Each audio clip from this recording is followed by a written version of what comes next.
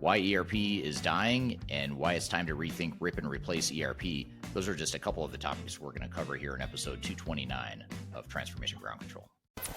Welcome to Transformation Ground Control. Ground Control.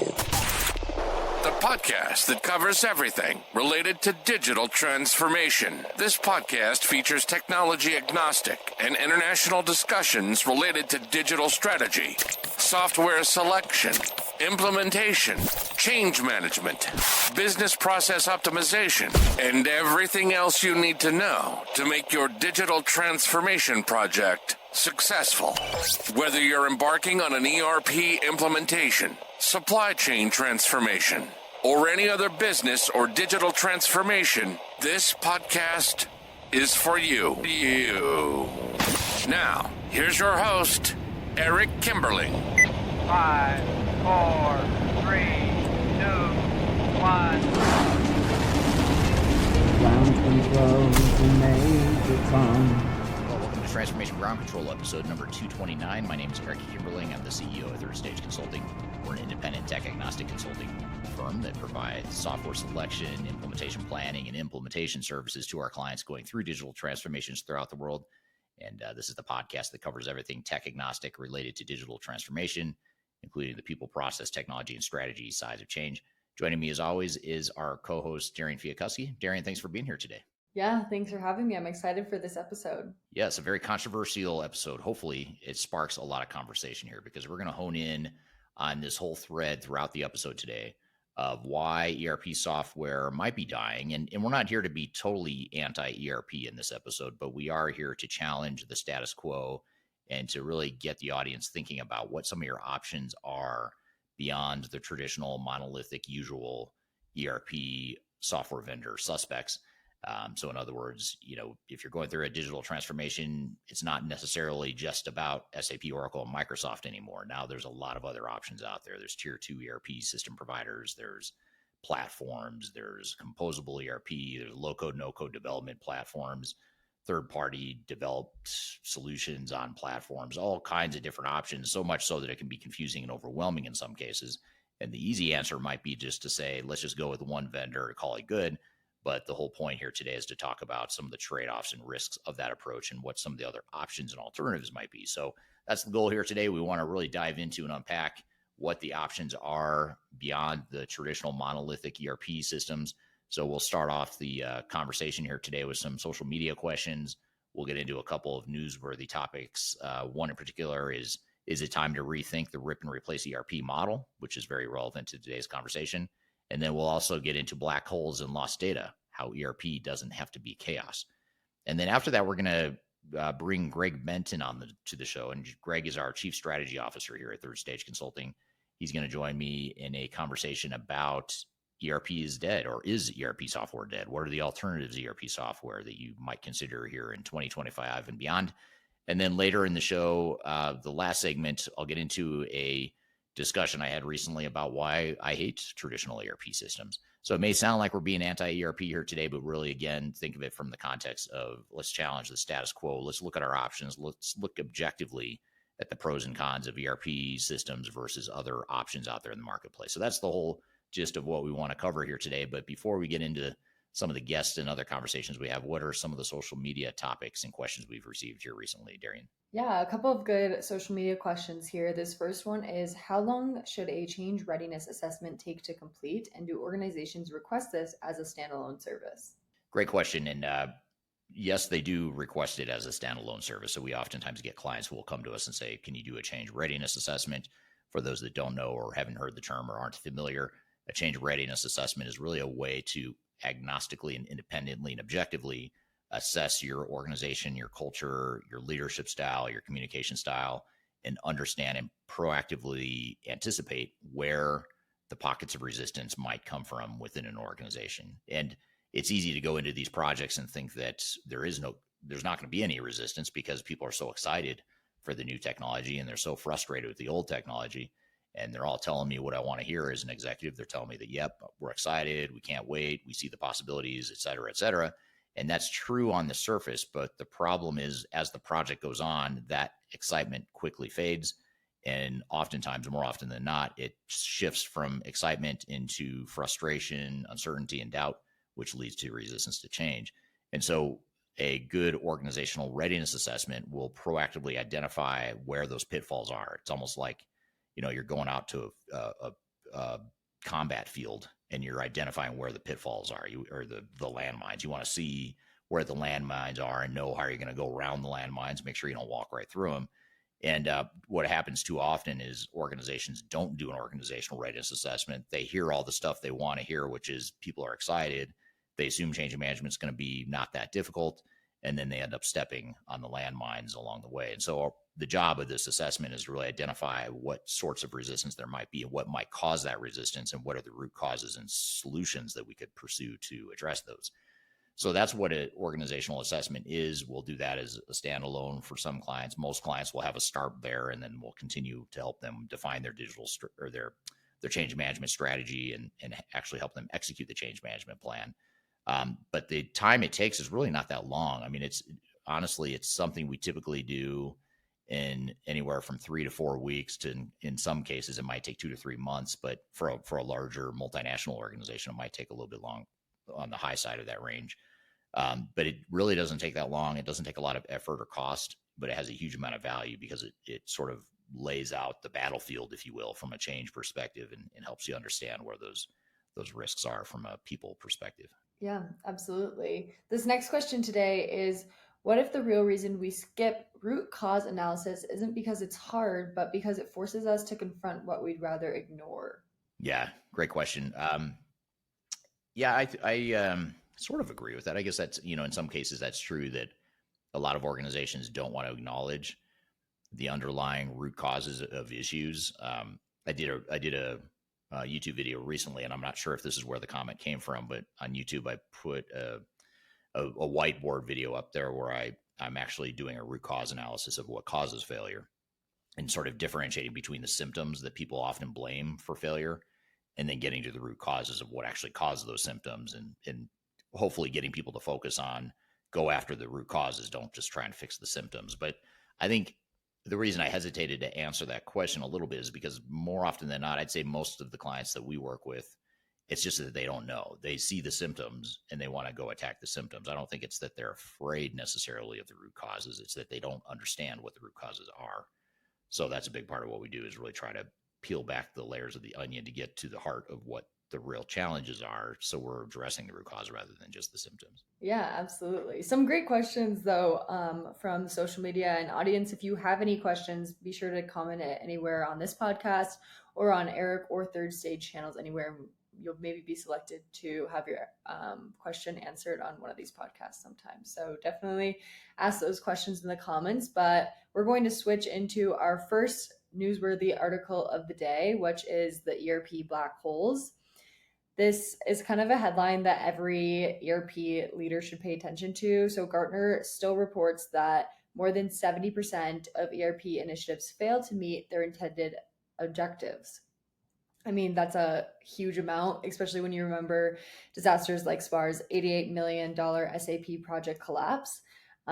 What's even more alarming is that the core problem isn't about the software itself. It's about the chaos inside organizations. According to CIO Africa, data black holes where no one owns the data, accountability is missing, and decision-making is built on shaky ground, are what causes these ERP projects to turn into massive money pits. They argue that failures happen not because ERP platforms can't deliver value, but because organizations don't have the governance, ownership, and the transparency to steer these powerful tools.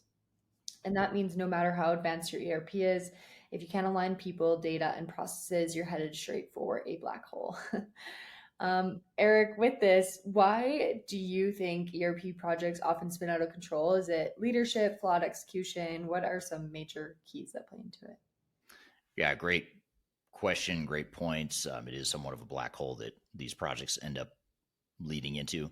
But I think the root causes are, sort of ties back to the social media question we just covered a moment ago. But I think the real causes of failure and why these projects spiral out of control is typically it starts with not having a clear plan. A lot of times organizations just rush in. They They hire or select a vendor, contract with the software provider. They contract with the big consulting system integrator, tech consulting firm to design and build the software. And the Army just starts rolling without a clear battle plan. And the smarter organizations, the more effective organizations, take the time to do more of a phase zero, where they have a proper blueprint and understanding of what they want their processes to be, so that they can use that blueprint to drive the software vendor and the implementers rather than the other way around.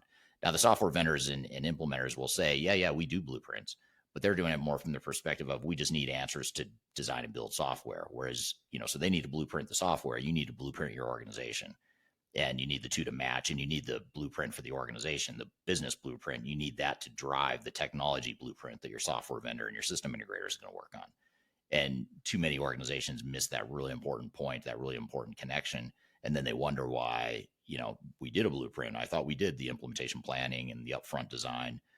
Yeah, you did, but you did it to design software that works, not to design a set of business processes and technologies that work for your organization. So those are two very different things.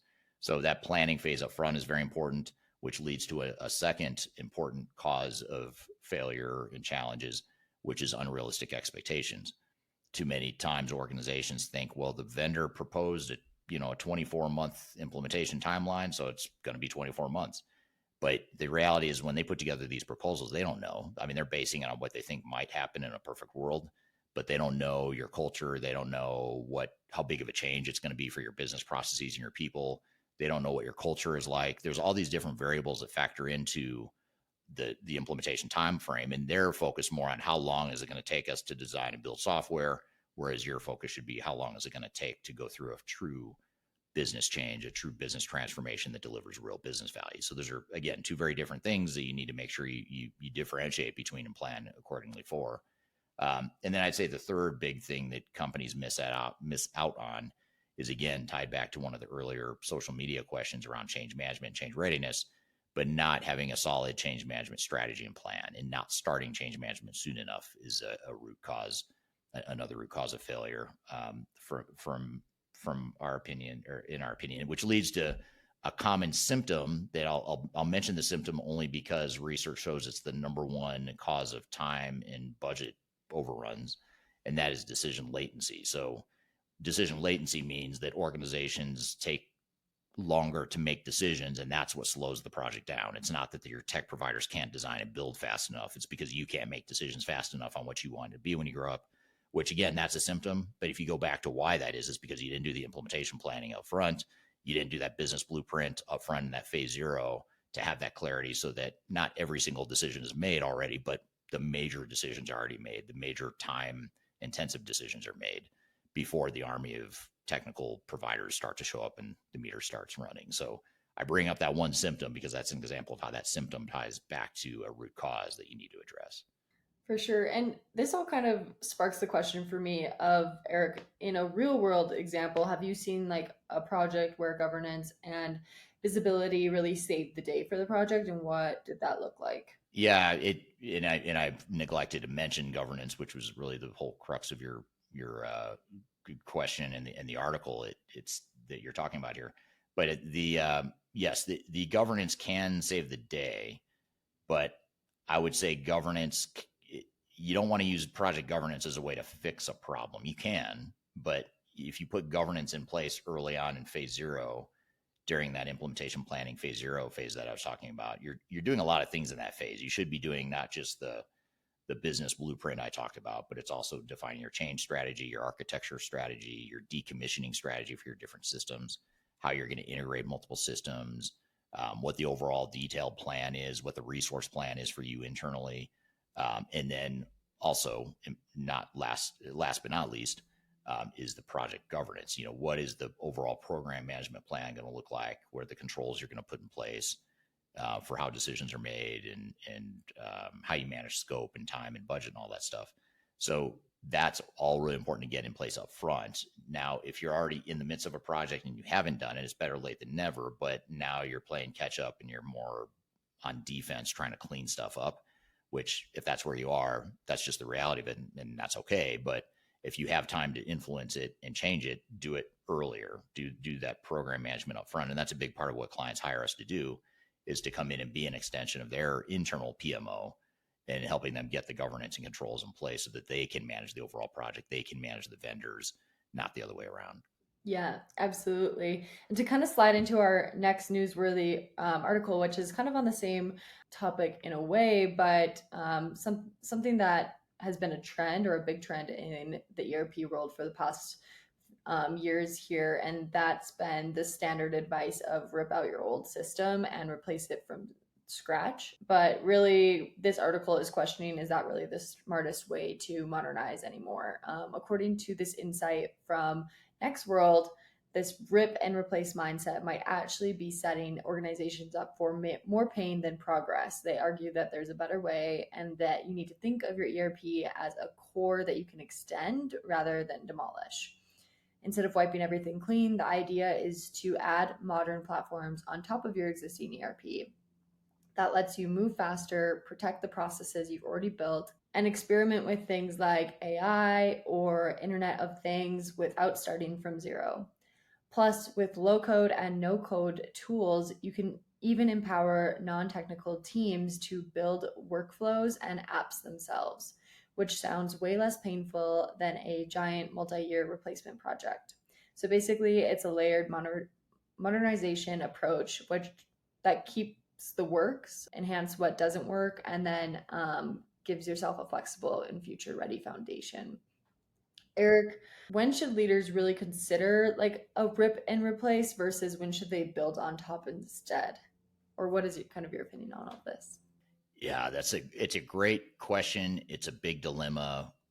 It's something we are going to unpack in more detail with our guest today, with Greg Benton here after the next break. But in the interim, I'll give you sort of a summary response, and that is, first of all, if you talk to software vendors, ERP software vendors in particular, they're going to tell you, oh, absolutely, you need to rip and replace because that's the way you get innovation. If you rip out the old system, put in a new one, now you've got cloud-enabled, AI-driven functionality, blah, blah, blah. Yeah, that's true, but that is a lot of pain to go through, and it takes a lot of time and money before you ever get to the point of thinking about innovation. So I like to think of it as like, two phases or two layers of a transformation. You've got your sort of your system of record that you're replacing. It's just sort of like just keeping the lights on, having your data, giving your data a place to live, having basic workflows in place, just being able to run the business at a basic level. That's sort of, I'll consider that all a system of record. But then system of innovation is where you start thinking, okay, how can we now use AI to make our jobs easier and better? How can we use analytics, advanced analytics? How can we use some advanced supply chain functionality that we're not taking advantage of now? You need, in one way, you do need that system of record as a base before you can build on that system of innovation or the innovative processes. But the question becomes, do you really need to do that all through your ERP provider? And do you need to go through the pain of ripping out your back office system of record when you could potentially just be looking at other solutions that give you value on what you already have? And basically, whether it's just an interim solution or whether it's a long-term solution, it's still the same point, which is you have to look at the risk reward and cost benefit. For example, if it's going to cost you, if you're using an old legacy system like SAP ECC or Microsoft Dynamics AX or Oracle EBS or whatever it is, let's just say you're using an older legacy system, let's just say it's not a terribly outdated system. If you're on an AS400 or like a green screen still, this does not apply, because in that case, I'd say, yeah, you probably need to get off that and get somewhere in the 21st century, and not be stuck in the 20th century. But assuming where most companies are is they've got systems that have been around for, say, 10 to 20 years. And in most cases, they're not ideal, but they're not broken per se in many cases. But there's a lot of benefit that they're not getting, or a lot of technological value that they're not taking advantage of because they've got these older systems. So that's where you start thinking, well, what if we leave those systems in place, short-term, long-term, whatever, and then we add other platforms or interoperability tools or AI tools that leverage what we have and get immediate value. And that's what a lot of our clients, more and more of our clients are starting to do that, to say, we're going to do ERP, but we're going to wait 3 or 5 years and we're going to sort of flip the script here. And we're going to get immediate value on modern technology without going through tens of millions of dollars, in some cases, tens of millions of dollars to replace that back office system that's not really going to deliver a huge amount of business value. So I think just being agnostic, objective, rational, non-emotional, don't get caught up in the whole, oh, but our system's outdated. Oh, we're not in the latest and greatest cloud system. Oh, we've got technical debt, or, Gartner says that we should do this because, the vendors all sponsored they commissioned a report for Gartner to say they should do this. So you've got to sort of read that stuff, pay attention to it, but don't bet your career on that stuff, because it's very biased stuff that you're getting from the industry. And just do what's right for you and look objectively at what the cost benefit is. It could be that it's a lower cost and potentially lower, it could be lower business value overall, but it might be a higher ROI actually, because your cost and risk is much lower if you just go with more of an incremental improvement to what you have. And it may be that, it buys you some time to kick the can down the road. And maybe 3 or 5 years from now, you start thinking about, okay, now that we've got this value out of this top layer of interoperability or AI or whatever, now we can think about ripping out our old system and replacing it, because we're going to have to eventually. So that's the way I'd look at it. Yeah. And this also kind of makes me question, have you seen these platform on top strategies succeed in the real world, and what makes or breaks that strategy? Yeah, we have seen it work. And, I think the key is that you have to have technology that's modern enough to deliver value. Again, if you're, working off a really old iSeries or AS400 mainframe green screen system, and a lot of you listening may not even know what that means, which is okay, because you don't really need to know what it means, because it's going away and it's obsolete. But some companies use really old systems from the 80s and 90s. They're still using those technologies. In those cases, you probably need to upgrade, because that technology is eventually going to break, and you're not going to be able to find anyone in the world that can support it. I hate to say it, I don't want to sound too crass or insensitive, but a lot of these people are dying. Like, people are dying off. That the last of the people that know some of these technologies are literally dying. So it's like, well, you're not training a new generation of kids to learn these old technologies. Eventually, no one's going to be able to support it. So you do have to some point upgrade. So I think that's the way to consider it. And so if you, assuming you're not in that boat though, and you've got let's call it a semi-modern / semi-outdated system that's 10 or 20 years old, chances are pretty high you've got, as long as your data is solid, and that's a big if, because a lot of companies don't have good data, even with more modern systems.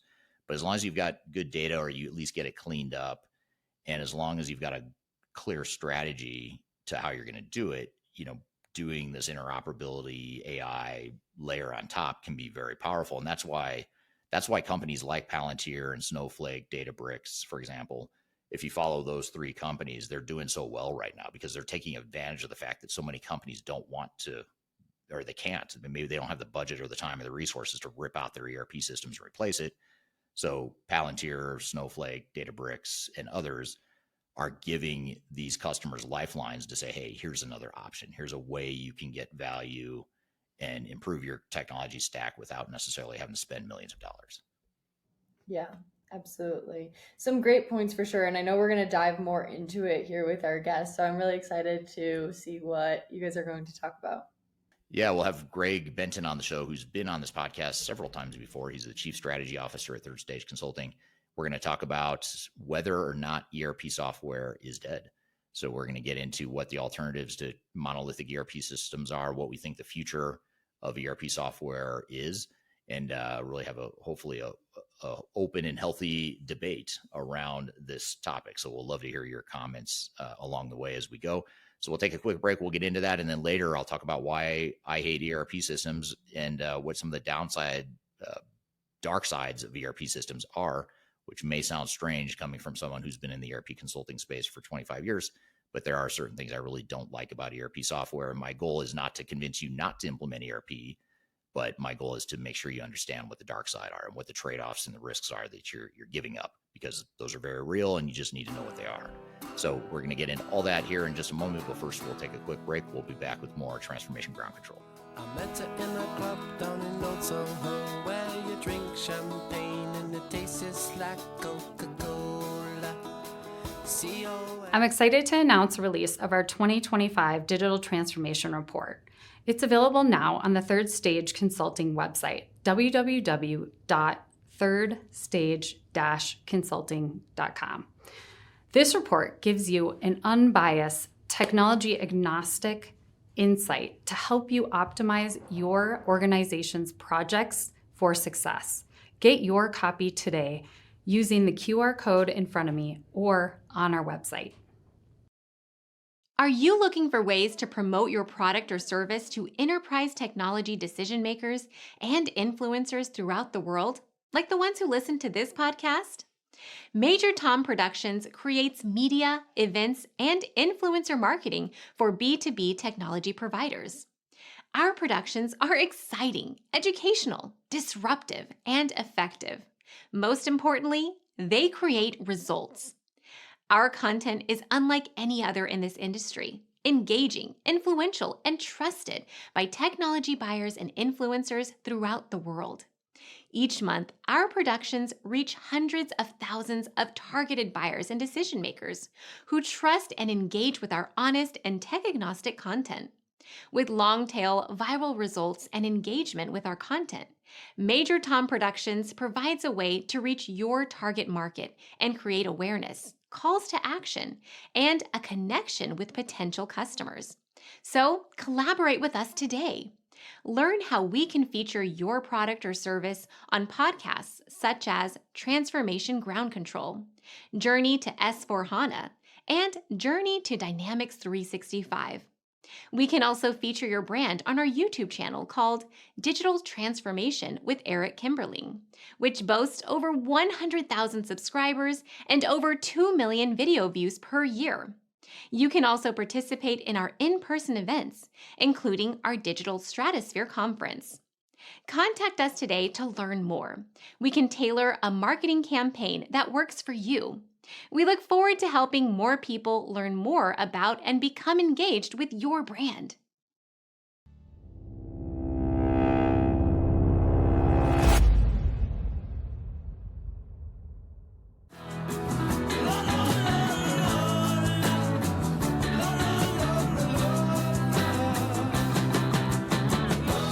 Hello, welcome back to Transformation Ground Control, episode number 229. This is the podcast that covers everything related to digital transformation, including strategy, people, process, and technology and strategy.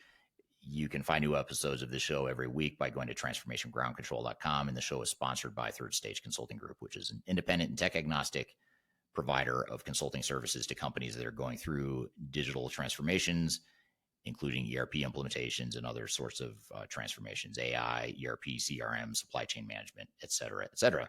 So be sure to check us out at thirdstage-consulting.com.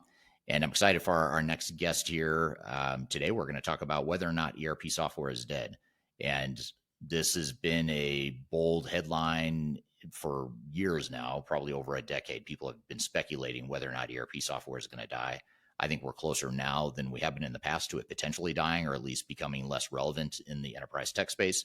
I don't think it's going to die anytime soon, but the question is, will it die eventually, or is it dying as we speak? So that's all the stuff we want to get into here today. And to help us unpack this conversation here today is Greg Benton, our Chief Strategy Officer at Third Stage Consulting. So Greg, thanks for being here today. Good to see you this morning, Eric. Thanks for having me. Yeah, great to have you. And this is a really fun discussion because it's always fun to challenge the status quo and think outside the box and think about, what are we potentially missing? What are those blind spots or options we have in our digital strategies and ways we move forward? But before we dive into jumping into understanding whether or not ERP software is dead and having a healthy conversation, healthy debate about that, maybe with the audience as well, tell us a little bit about yourself and what you do at Third Stage. Well, I'm, as the Chief Strategy Officer, leveraging about 25 years of implementing, developing strategies and blueprints around primarily ERP, but also all of the edge solutions that surround core ERP, right? So the e-commerce systems, CRM, warehouse management systems, workforce management systems.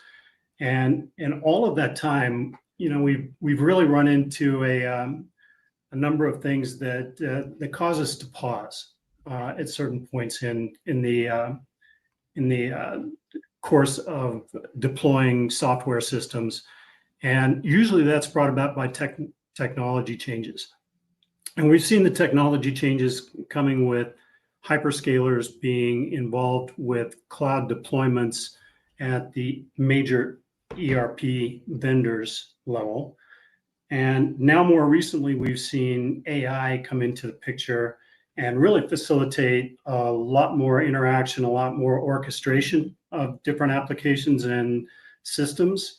So there are becoming more and more alternatives to massive universal ERP if you're trying to get to a universal and interoperating data set across your entire enterprise. So we'll be talking about that today. I think this is a great topic. Yeah, it is. And apparently we've already struck a nerve or struck a chord with the audience here. Oops, I want to get to some of these audience questions here. So one question is from Jonathan, or one comment from Jonathan on YouTube. AI software is most likely going to evolve into ERP or at the least CRM systems, which will be focused on business data. Palantir is a great example of this. Andy on LinkedIn is already chiming in as well. It will always be alive because AI and or machine learning cannot learn without the data ERP provides. I suppose the big question there that we can get into here in a second is, do you need ERP or do you need a new ERP? I guess would be more the question. Do you need a new modern ERP system to provide the data that's needed for AI and machine learning? I think that's the $1 million question for a lot of organizations, especially those that are being sort of forced into the cloud migration path from, SAP, Microsoft, and some of the other big ERP vendors. And that's another thing we want to talk about is give the audience here options and alternatives. So you may have SAP or Microsoft, just as two examples, telling you need to get off the legacy system because we're going to cut off support. But the question becomes, do you really, though? Could you live with a legacy system that isn't maintained if you're just using it as more of a system of record? And then you layer on top, and at least in the interim, maybe some sort of technology that can take advantage of the data you have without the big, massive implementations there. So that's what we'll get into. Here's something we can get into in a moment. This is from Mito on YouTube. Bit confused as to how ERP system fades away and what sort of business application will be replaced. And Mito is watching from the Kingdom of Bahrain. So thank you for being here today. Mito also wants to know, is Oracle Fusion no more valid? Dan says, I think evolving is a better characterization. We all need to process orders and manage manufacturing or a business. Evolving is right. Yep. How we process all those data is changing. So great point from Dan on LinkedIn, who is joining us from Chicago. Mech, we know him as well. He's from the Third Stage team, joining from Almost Heaven, West Virginia.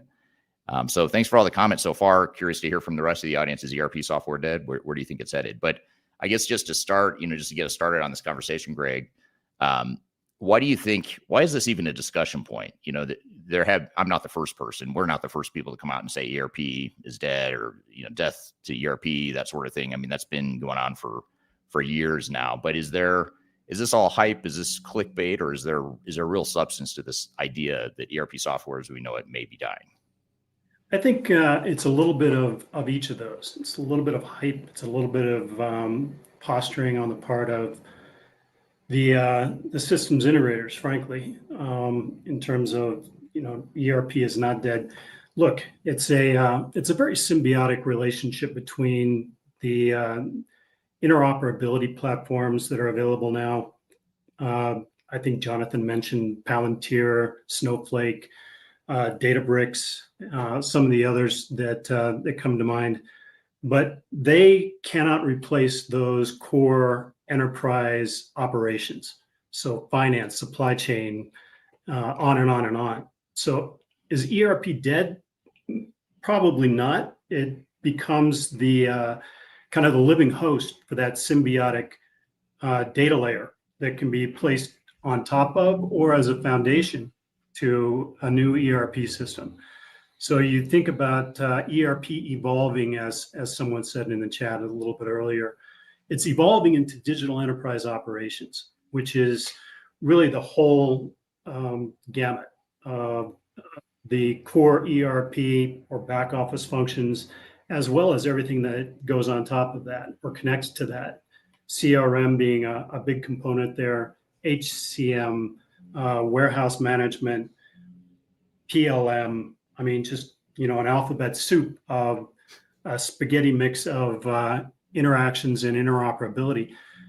The new systems that I mentioned actually create a great flexibility in the architecture that can join those disparate sources of information, including reaching out to the Internet of Things, right? IoT, and bringing all of that in so that you can make insightful decisions and really real-time decisions about what's going on with your business.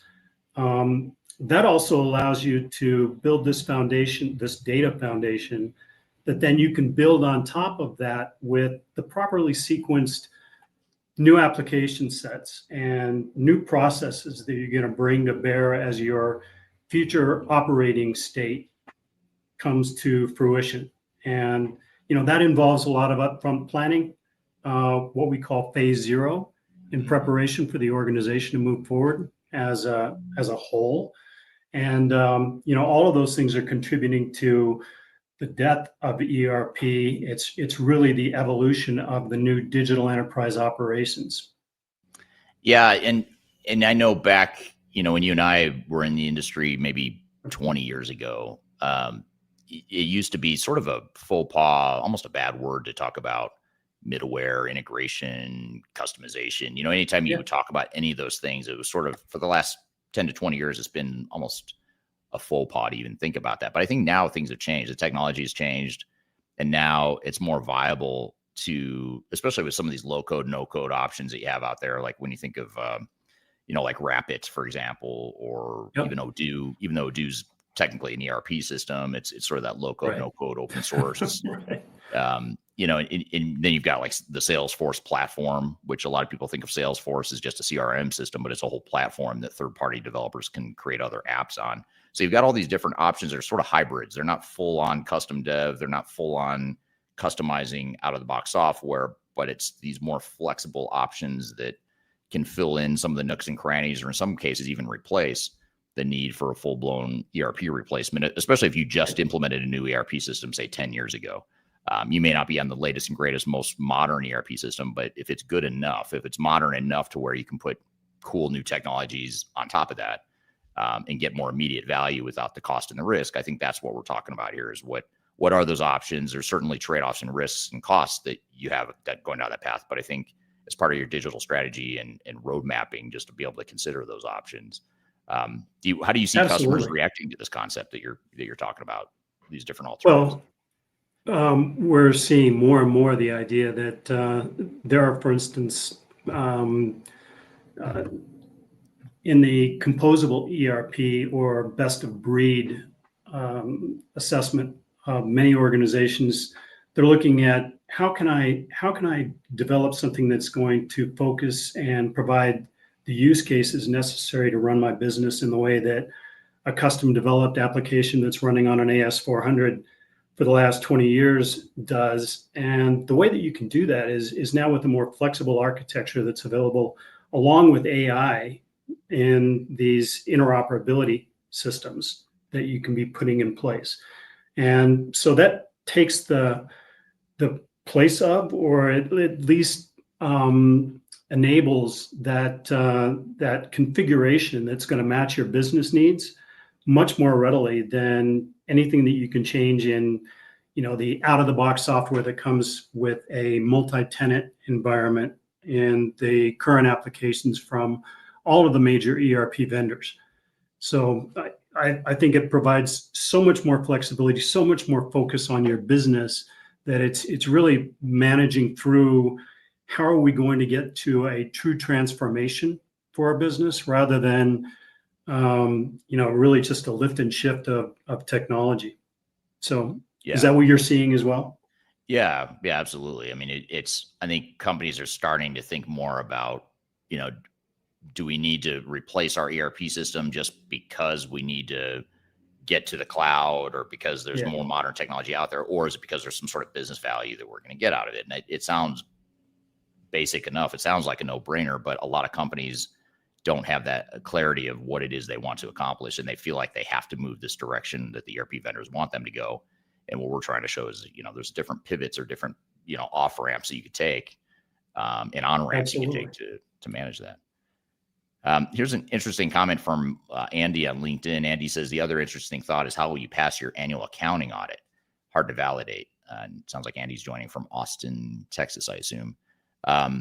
So that's an interesting point. I mean, obviously you need to make sure your data, your controls are in place. And if you need a new ERP system because you don't have that, then sure, you may need to replace your back office ERP system. But again, assuming you implemented something, say 10 or 15 years ago, and you've got the controls in place, the data is fine, then the question becomes, where's the real value going to be? Is it going to be in upgrading to the latest and greatest ERP, or could it be that there's other options out there, or is it a combination of all the above?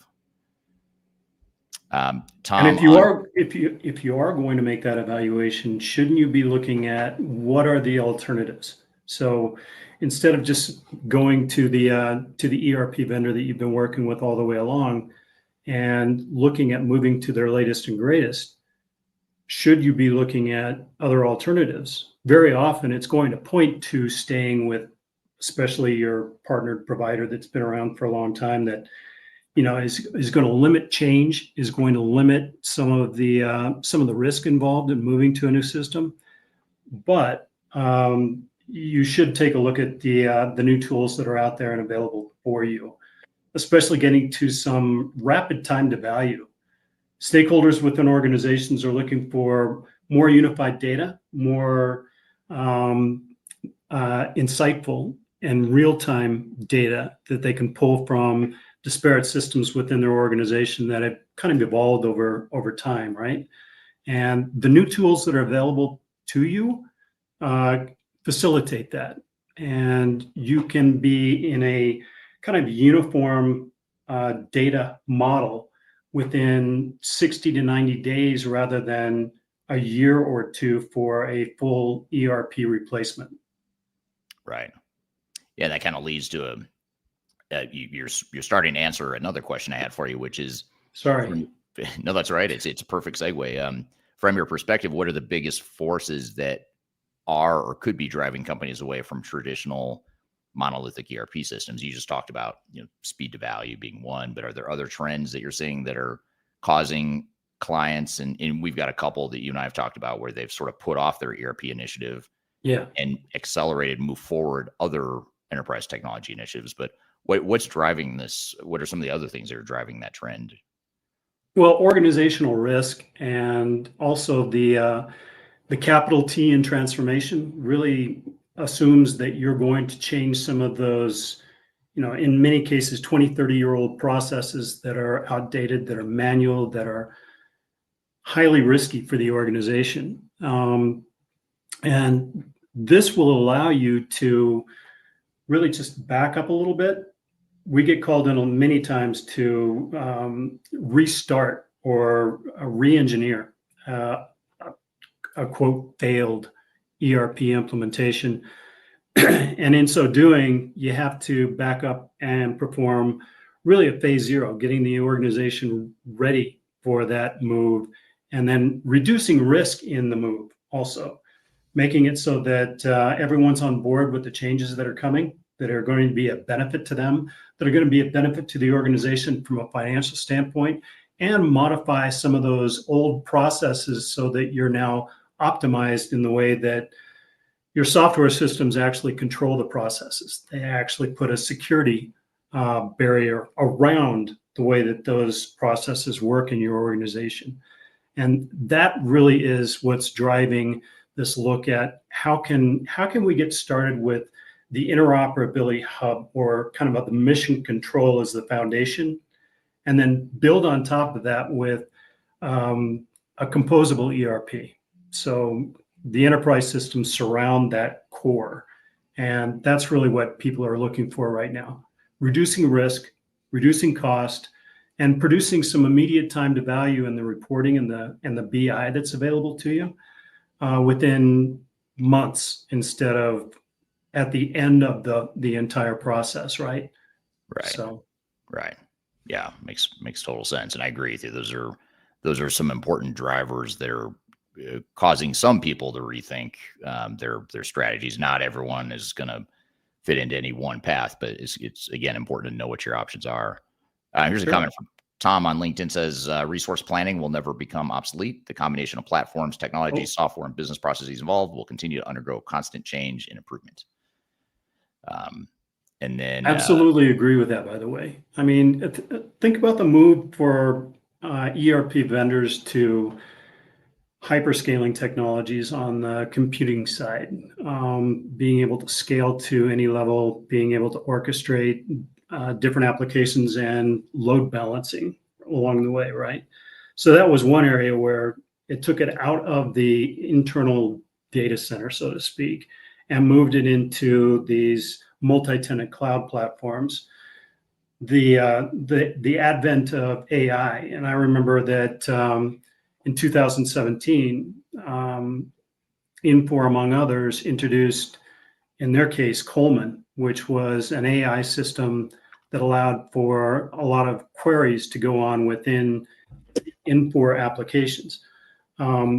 What's happening now is all of the ERP systems are moving to an AI that's really interchangeable with other systems. So it's moving toward this interoperability platform as well. And they're developing those very rapidly and making it a part of that multi-tenant rollout of their newest technologies. So it is evolving even within those enterprise systems. Right. Is the point. Yeah, absolutely. I agree with you. And here's a comment from X. Someone says, I enjoy ERP Next open source. Another open source alternative to traditional monolithic ERP systems, much like Odoo, but ERP Next is an alternative to Odoo if you're looking for open source types of systems. Tom on LinkedIn really likes your term digital enterprise operations.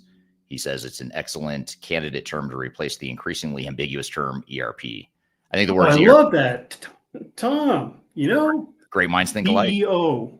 If ERP, if anything about ERP is dead, enterprise resource planning as a term that covers, everything, the ubiquitous enterprise systems is dead. Digital enterprise operations is really what we're talking about. And that encompasses kind of the strategy and business case for moving to something new, right? So you're following a blueprint, hopefully, as an organization that takes you through the next 3, 7, and even 10 years in that entire transformation journey. So DEO is a much more apt term for what we're talking about now. Love that. And I don't know about you, but I'd be okay if we retired the terms ERP and digital transformation for that matter. We use it. We're just or the digital part of digital transformation, right? Yeah, just call it transformation or business transformation, or I don't know. There's got to be something better, but DEO might be it. Maybe that's the replacement. I know we've sort of used that increasingly over the years, and we'll see if it catches on here as a new. That's just what we need. Those another buzzword. Then people say, well, DEO is getting overused and it's too ambiguous. We need another term. So, but I think it's a good potential replacement there. Well, hey, I'm just getting used to using the term cloud. So right, yeah. Right, and soon that'll be obsolete too because everything will be in the cloud. So you won't have to specify that it's cloud because that's just won't think of it. Yeah, exactly. Raj on YouTube says AI will more likely evolve as a management tool within ERP initially at level 0. Enterprise resources a must pillar of any ERP system. Hard to conceive the death of ERP.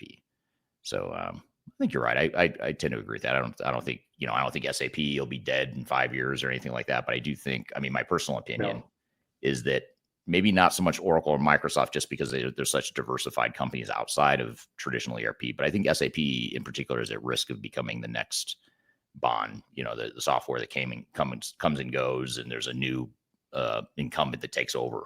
The sort of that top spot. I don't think SAP will be there in the long term. It's just my personal opinion that a lot of that's just based on the product, the strategy, the way they pursue their go-to-market, the way the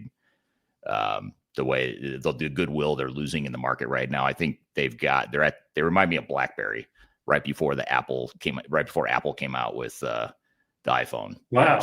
It's sort of like the hubris and the arrogance behind, ERP will never die. Our product is amazing. Monolithic ERP, long live monolithic ERP, without recognizing some of these other trends. I think that will lead to the downfall of SAP. But I'd love to hear if anyone agrees or disagrees with me. I'm sure many of you both agree and disagree with me.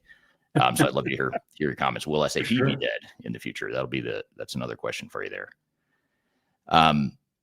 Here's an interesting question, and it's bringing up a really good point that is relevant to this alternative to ERP that we're talking about. This again is from Tom on LinkedIn.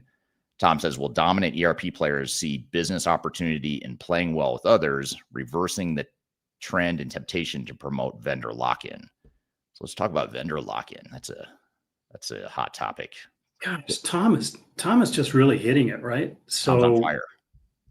We need Tom on every live stream. Every time we do these live, we need Tom on there just because he's rolling now. So working with the major ERP vendors, and over the last, call it 5 to 10 years, we've seen a shift that they used to be selling into the marketplace with a go-to-market strategy of implementing a monolithic ERP system and a single ERP system, and adding more of the bolt-ons or edge solutions to that so that people didn't have to go somewhere else.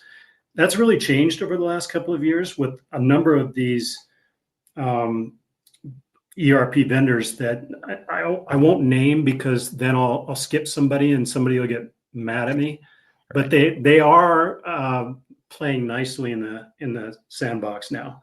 So if you have somebody that's running core financials and supply chain, and they're together in a best of breed solution with, all right, I'll mention one, a Workday HCM solution.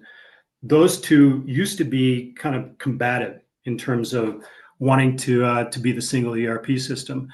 Anymore, I think that they actually work together very well. The integration and APIs between the two can be developed with Snowflake, Databricks, or even other systems that come with AWS and Azure. So that best of breed or composable ERP or digital enterprise operations is facilitated by the new tools that are available. And, that is the trend. That is the trend we're seeing. Yeah.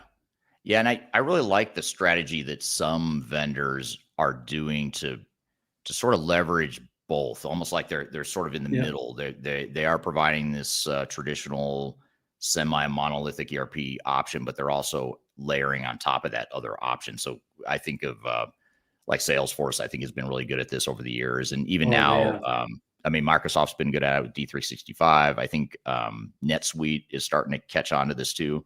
So those are 3 examples right there: NetSuite, Microsoft, and Salesforce. They are all, you could call them semi-traditional ERP or enterprise tech off-the-shelf systems, but they have also built these platforms and the opportunity for third-party developers to create apps on top of their platform. So now you get a core ERP system, but you're not beholden just to that one system. You're not locked in necessarily just to the limitations of that one system. Now you can go to third parties and look at other bolt-ons. And Microsoft's done this forever. They've got the whole ISV Microsoft is the pioneer. Yeah. And whereas SAP and to a lesser degree, Oracle have been sort of the other extreme, where it's been more of a closed environment, more of a greenfield, building everything from the ground up, which was a strength for SAP in particular for a long time. But I think it's becoming a liability now in terms of flexibility and adaptation. Now customers are getting too locked into SAP, I think. And we'll see how that unfolds in the coming years. It's a great point from Tom. Another question from X. Question, it's more of a comment, but I'm curious to hear what you think, Greg. But the comment here is, in my opinion, ERP vendors need to be mindful of pricing themselves out of the market of the future. And it sort of ties into that vendor lock-in thing too. Once you get locked in by the vendor, they can pretty much do whatever they want in these cloud subscription environments as far as price escalations, cost increases, things like that. And I think they'll keep doing it. They'll keep pricing it up until enough customers push back and cry uncle, or whatever the saying is. So what are your thoughts on this? Are ERPs or if enough alternatives are provided. So if we have more of the interoperability platforms that come to the fore, many of the processes that are managed or automated by a single ERP system, or really that monolithic idea, can now be controlled and managed in a bidirectional manner by the interoperability platforms. And so I think they're not going to get maybe priced out of the market, but part of it's going to be deployed out of the market. When you've got a 30, 60, 90-day deployment window for a Palantir, Snowflake, Databricks, and I just say those right off the top of my head. That doesn't compare with spending 6 months to a year to 18 months to deploy and put in a new software system. So the cost of the implementation, the time of the implementation, and the time to value is what is going to push them out of the market, or at least push alternatives to the fore, right? Yeah. Yeah. You look at, we were talking about Odoo and ERP Next. I mean, that's how they burst into the scene, as they took advantage of the fact that the pricing was so expensive and on some of these ERP systems, and they offered a lower cost option. In the case of, I know for a fact Odoo, and I think ERP Next as well, just as two examples, they offer this sort of freemium option where you can actually get your hands on the software. You can try it for free. And then as you add modules or users, then you start paying. But they've sort of disrupted the market in that way. And I think there's other disruptors that are other disruptions happening now, and others that we don't even know about yet that are forthcoming. One thing I want to share with the audience too, just while we're talking about this, is, we're talking a lot about trends and where the enterprise tech space is headed and how you should be thinking about your digital strategies. I'm going to include a link or a QR code right here, top left corner of your screen. We'll include the link below in the comments or in the description. But if you want to download our digital transformation report, it's an annual report we publish each year, and it contains a number of industry trends, best practices, just what we're seeing in the industry. And it also contains a number of independent tech agnostic reviews of different software options that are out there. So I highly encourage you to check that out. It's free. You can get it on our website. Just scan the QR code here on the screen and you can get that. Hey, Eric, while people are there too, please check out the Stratosphere conference that we have coming up in August, the 25th through the 27th in Denver. And that really is an opportunity to get one-on-one discussions going, to meet many of the ERP vendors that will also be there. The only rule is they can't really sell their systems. They have to be talking about what's coming in terms of their technology and roadmaps, right? So getting right to the heart of this whole question about ERP and the evolution into DEO. And there's going to be a lot of that discussion with thought leaders, people like Jan Bond, who are going to be there talking about, I always call Jan the kind of the godfather of ERP, but that tells you the caliber of the people that we will have speaking and interacting at this conference in Denver. So, yeah, I'll while we're talking here, I'll flash a QR code for that as well in just a moment. Partially because I have to create it here while we're talking, which I'm terrible at multitasking. So let me come back to that. I'll wait till you're talking again, and then I'll create it. But just coming back to the some of the comments here on social media. Dan on LinkedIn says, I like Tom's new name for ERP, but I would add the word platform for the description because we're talking about an all-encompassing tool. Great point. Totally we have an option that we've been exploring for about the last 4 or 5 years here at Third Stage, called Platform Select. And it's no longer about just selecting an ERP system. It's about selecting that entire digital enterprise operations picture, right? And moving into a phase 0 that prepares an organization. And we actually call that Platform Select. So I love your idea of thinking about platforms rather than maybe just application sets or systems as well. Yep. Yeah. Andy, I think this is in reference to when we were talking about the renaming of ERP and digital transformation. Andy on LinkedIn says, exactly. We have been digital for quite some time. And then Middo on YouTube says, functions in an ERP, managing foundational data, integrating disparate business functions and enforcing structured processes remain essential, and AI can be made to act as a powerful layer on top. I often wonder if, do you think ERP systems in general will evolve into more of a true system of record / database, glorified database, and then AI ends up becoming what ERP used to be in terms of reporting and BI and that sort of thing? Because now if you think about it, you don't necessarily need to, even some of the systems we're using internally at Third Stage, and we see it with our clients too, but even systems we're using now, you've got the conversational AI interface where now I don't have to go into our CRM to run a report to see how many deals you're working on or whatever. I can just ask it, tell me the last 10 deals we closed, or show me the last 10 opportunities that popped into the pipeline or whatever. So is that something you're seeing as well? Absolutely. I mean, think about this. If you were to look back a year ago and people were talking about ChatGPT, would you have seen that as a tool that would be indispensable to you today? Like I think it is for many people, right? We use it just kind of out of convenience, basically out of a need to really assess things very quickly and put that into writing, especially in emails, things like that. I think the same thing is happening with ERP systems.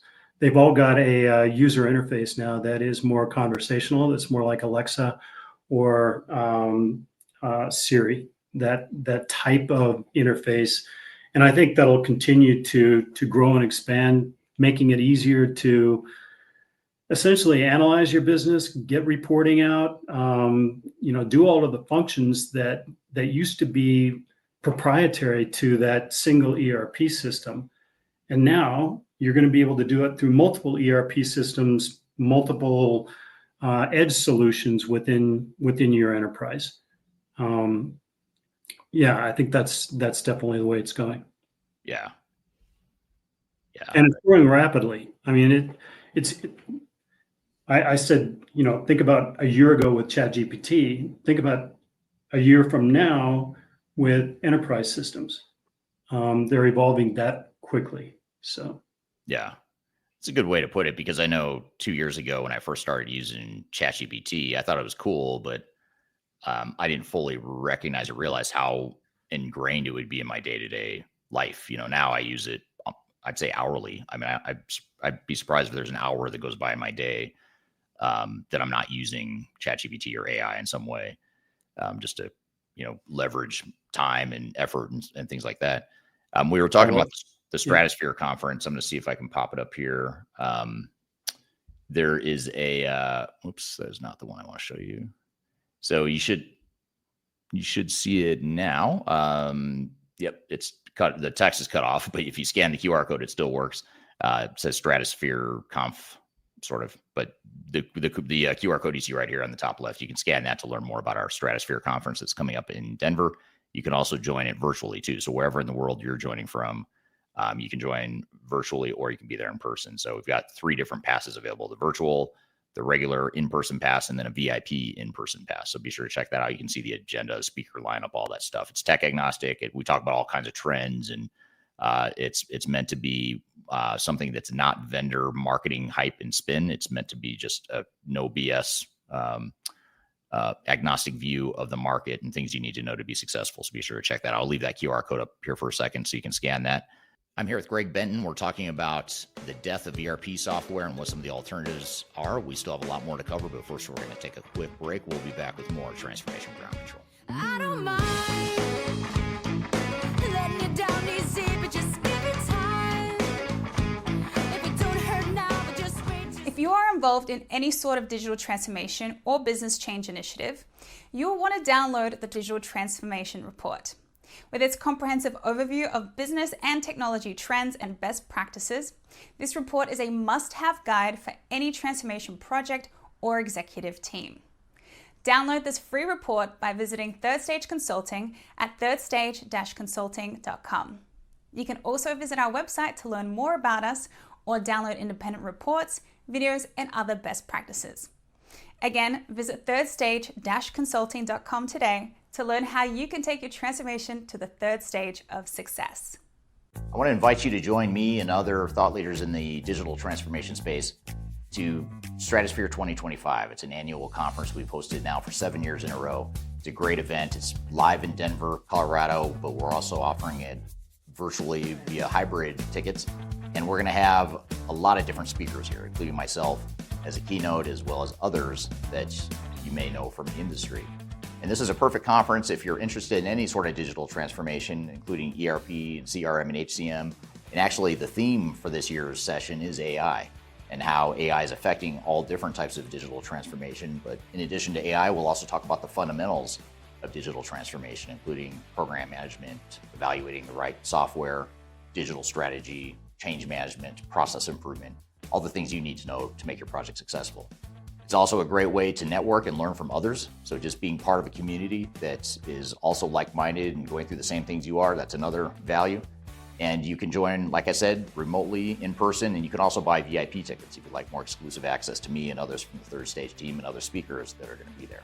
So I hope to see you soon. Check out my discount code below for discounted tickets. You can go to stratosphere2025.com for more information, including the full agenda, and I hope to see you there.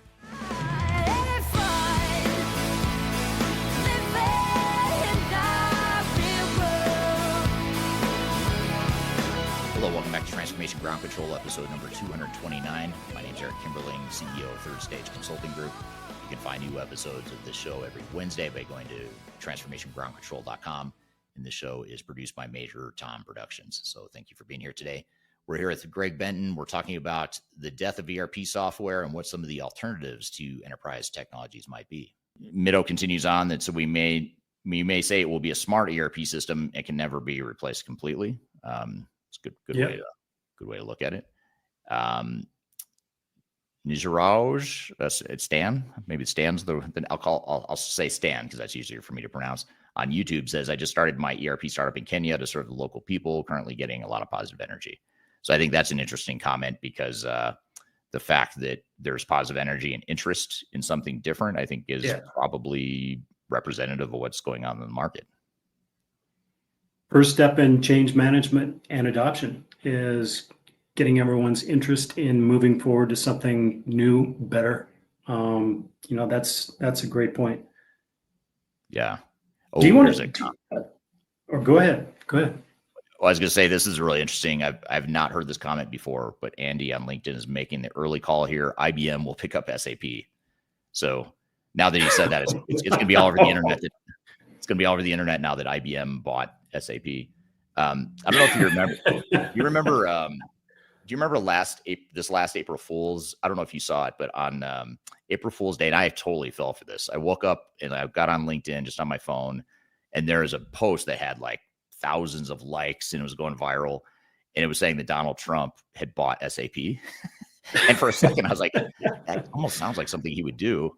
But then it turns out to be an April Fool's joke. So now that Andy is saying that he thinks IBM is going to buy SAP, that'll become the fake news of the day on the internet. But that is an interesting, fake news. A really interesting comment. You can see that happening actually, because IBM and SAP already are sort of intertwined, and that would actually make a lot of sense. Very much so. Yeah. And they both represent the old monolithic guard. So what better way just to put them together? So here's a question from Darian on LinkedIn. How do you help stakeholders get on board with changing processes that they may have used for decades? So you talk about all these platforms, ERP systems, open source, all these interoperability, all these new technologies, AI. How do you get people on board with changing those processes when they're just so used to the way things were? We've got several clients now that are going through this entire process, and the way that we are managing through it is having them look introspectively at the way that they do things today, and realizing that there's a whole lot of manual processes involved. There's a whole lot of inefficiency in the way that they do business, that workflow is conducted across the enterprise. And looking at a future state that is going to manage some of that or reduce some of the waste that goes on with some of those old processes that are still done just because there's tribal knowledge in the organization, just because that's the way it's been done for the last 20 years, and that's the way I was trained to do it. and get them excited about moving into something new, something that's going to be more in keeping with the way that the latest generation of iPhone users, for instance, use applications and data and technology. It's very much in a interactive model, and getting people excited about having something new that they can use in that same way is the way that we get people on board. And then more importantly, really just lead to adoption and continual use and optimization of those systems once in place. Yeah. So yeah, absolutely. Yeah, and change management is obviously a really important part of all this, and something that needs to be managed no matter what you do, whether you're putting in a new ERP system or one of these other options we're talking about. It's going to be a cultural shift. It's going to be a challenge for you to go through it. And related to that, here's a follow-up question that's very related to that. This is from Surya on YouTube. Surya says, is the death of ERP more about technology limitations, or is it a cultural shift in how organizations view transformation and agility? It's a great question. What do you think? That's a great question. I think it also goes back to the deployment, to the implementation of systems, and the way that change is managed through the entire process. You've got to have a lot of transparency. You've got to have people at all levels of the organization, and basically your best people that have the subject matter expertise to bring to the project, fully involved with the project, and not getting exhausted in the way that things are being delivered over a period of many years. You have to keep it fresh. You have to make sure that the implementation is well planned, that your end goal is solidly in mind when you're starting the project. And that way you can keep everybody moving in the same direction. You've also got to celebrate quick wins along the way. And I think that in the past, we haven't done that. We've just turned it over to a systems integrator, and they've been off and running with sometimes dozens of consultants doing things in the background. Don't look behind the curtain.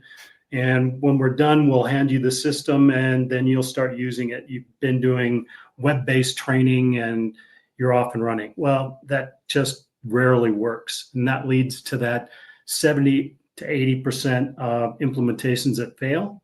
Much of it is the change management, training, and adoption eventually of the system. Yeah. Yeah. Very, very true. And don't look behind the curtain. That's another important phenomena that leads to cost and time overruns with the traditional ERP model, and vendor lock-in, all that stuff. Those are all symptoms of some of those other issues we were talking about. Just a general comment, vendor-specific comment from Middo on YouTube. I may say Oracle Fusion is getting into as smart ERP as I see their progress. Fair comment. Another comment from X about ERP Next. ERP Next has a GitHub repository that allows you to local host, and it's a full version. So interesting comment there. Thanks for your feedback there. Here's a first-time comment today from Rajiv on YouTube. Rajiv says, great conversation. I believe ERP will continue, but various workflow and table structures will undergo change.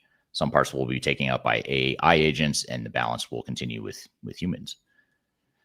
I love it. Rajiv is obviously a very technical person because he's talking about AI taking over tables. Yes, exactly. Exactly. We need that. We need that technical perspective here. We need that. Because you and I are not the most technical people, so it's good to have people in the audience here that are. Interesting comment here. Follow-up from Rajiv. Microsoft D365 is a platform with a foundation of collaboration. This should get better market share now.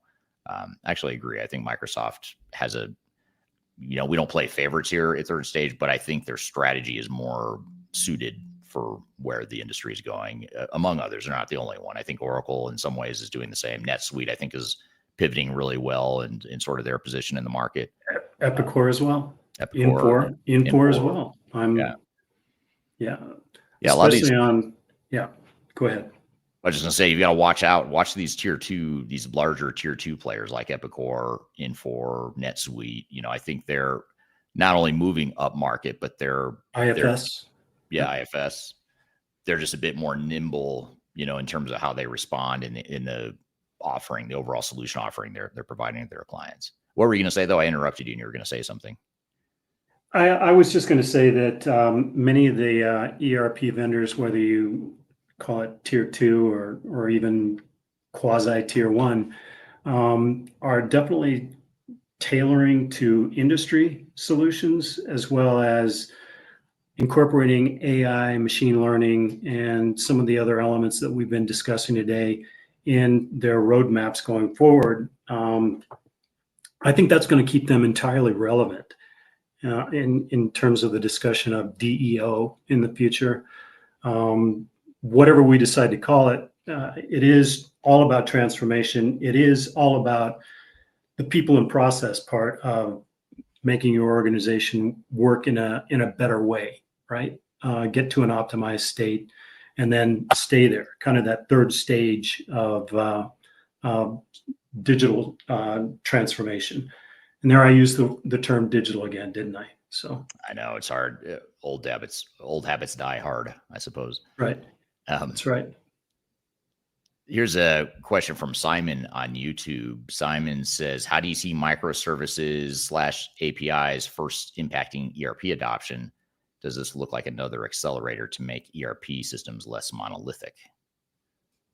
Oh yeah, I mean, well, the interoperability layer that we've been talking about with Palantir and Snowflake and Databricks, that API base is basically what connects disparate systems and even the internet to the core ERP to a single source of the truth, and that is a direction that is just kind of in keeping with your question about, is this changing things? Yes, it's rapidly changing things.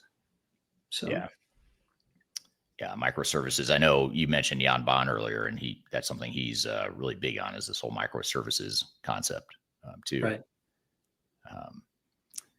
Let's see. Just looking through all the questions and comments. Thank you for all the great questions here. Here's a question from Darian on LinkedIn that I think is a really good one to get into. How does platform differ from a traditional ERP selection? So if you're going through this process, let's just say, we've got clients that are going through this right now where they're trying to figure out what system and or platforms they might want to consider. How do you navigate the two camps in the evaluation process?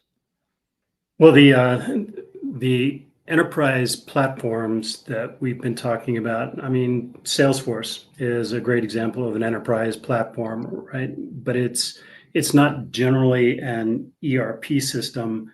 ServiceNow is a platform. The hyperscalers, AWS, Azure, are also platforms that can connect and manage different application sets and different systems on one major platform. So think about looking at digital enterprise operations again. So core ERP plus all of the edge solutions that surround it.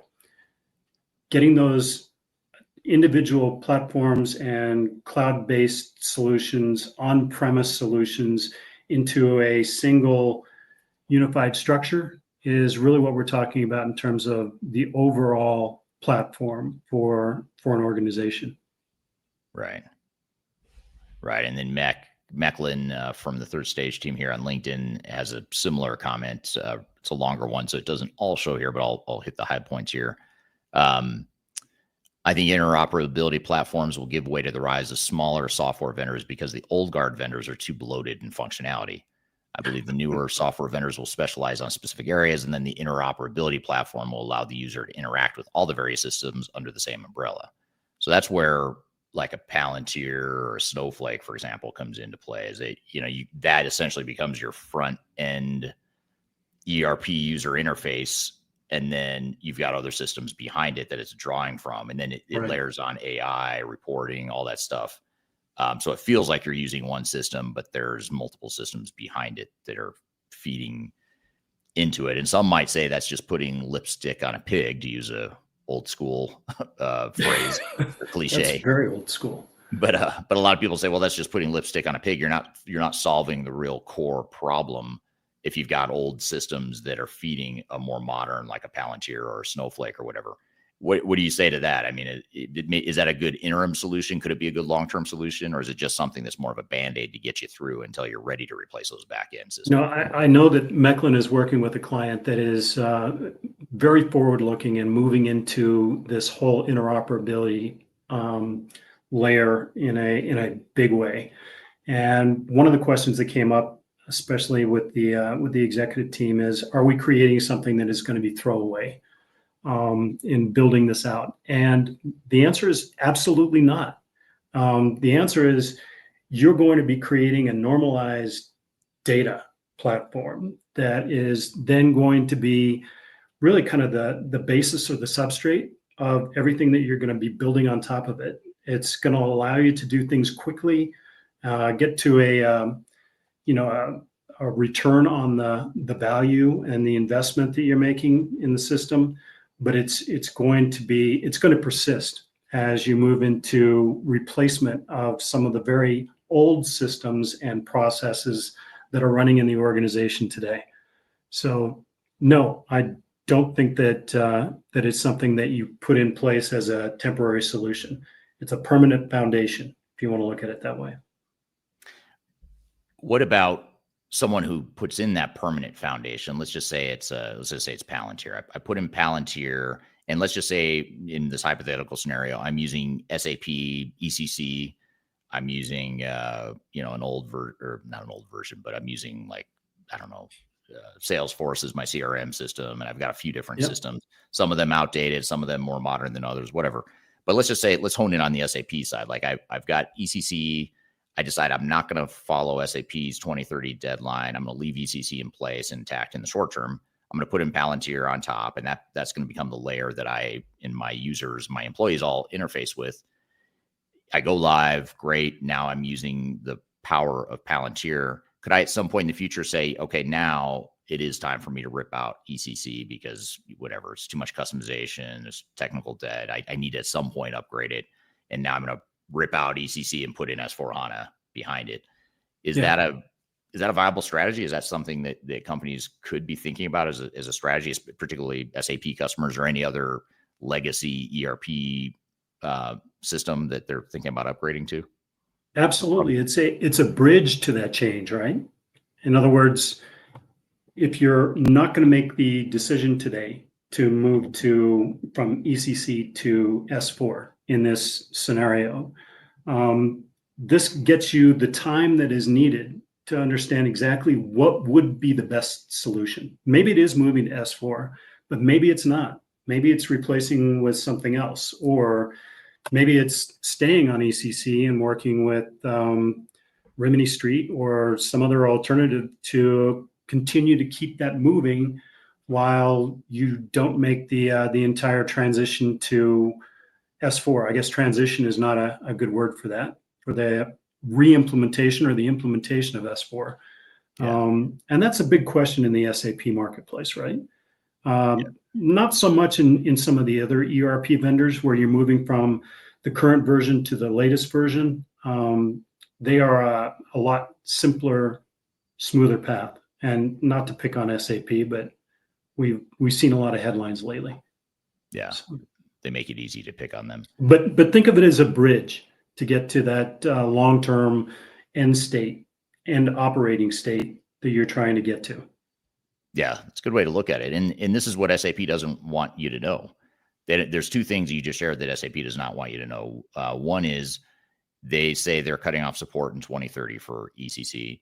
You mentioned Rimini Street. There's others like Spinnaker, third-party SAP support providers that will provide support for ECC at least until 2040. And I imagine they'll probably go even longer.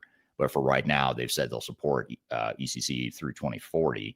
So right there's a lifeline that buys you 10 more years. And especially if you've just implemented, we have one client based in Nebraska that we're just starting to work with. And they had just finished implementing ECC, I think 2 or 3 years ago. And it was part of a multi-year big global transformation. So it took them a long time to go through it.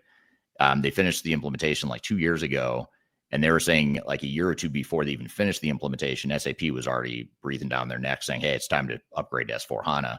And their view was, wait, our business case is a 7-year business case. We need 7 years of business value to justify this big, massive ECC investment we just made. So no, thanks, but no thanks. We're not going to upgrade to S4HANA. We're still depreciating it. Yeah, exactly. Yeah. I mean, let us get the value. Let us get our footing on what we just did. We're not going to go through this again. So I think looking at what your lifelines are, and if your lifeline is going to be third-party maintenance, great.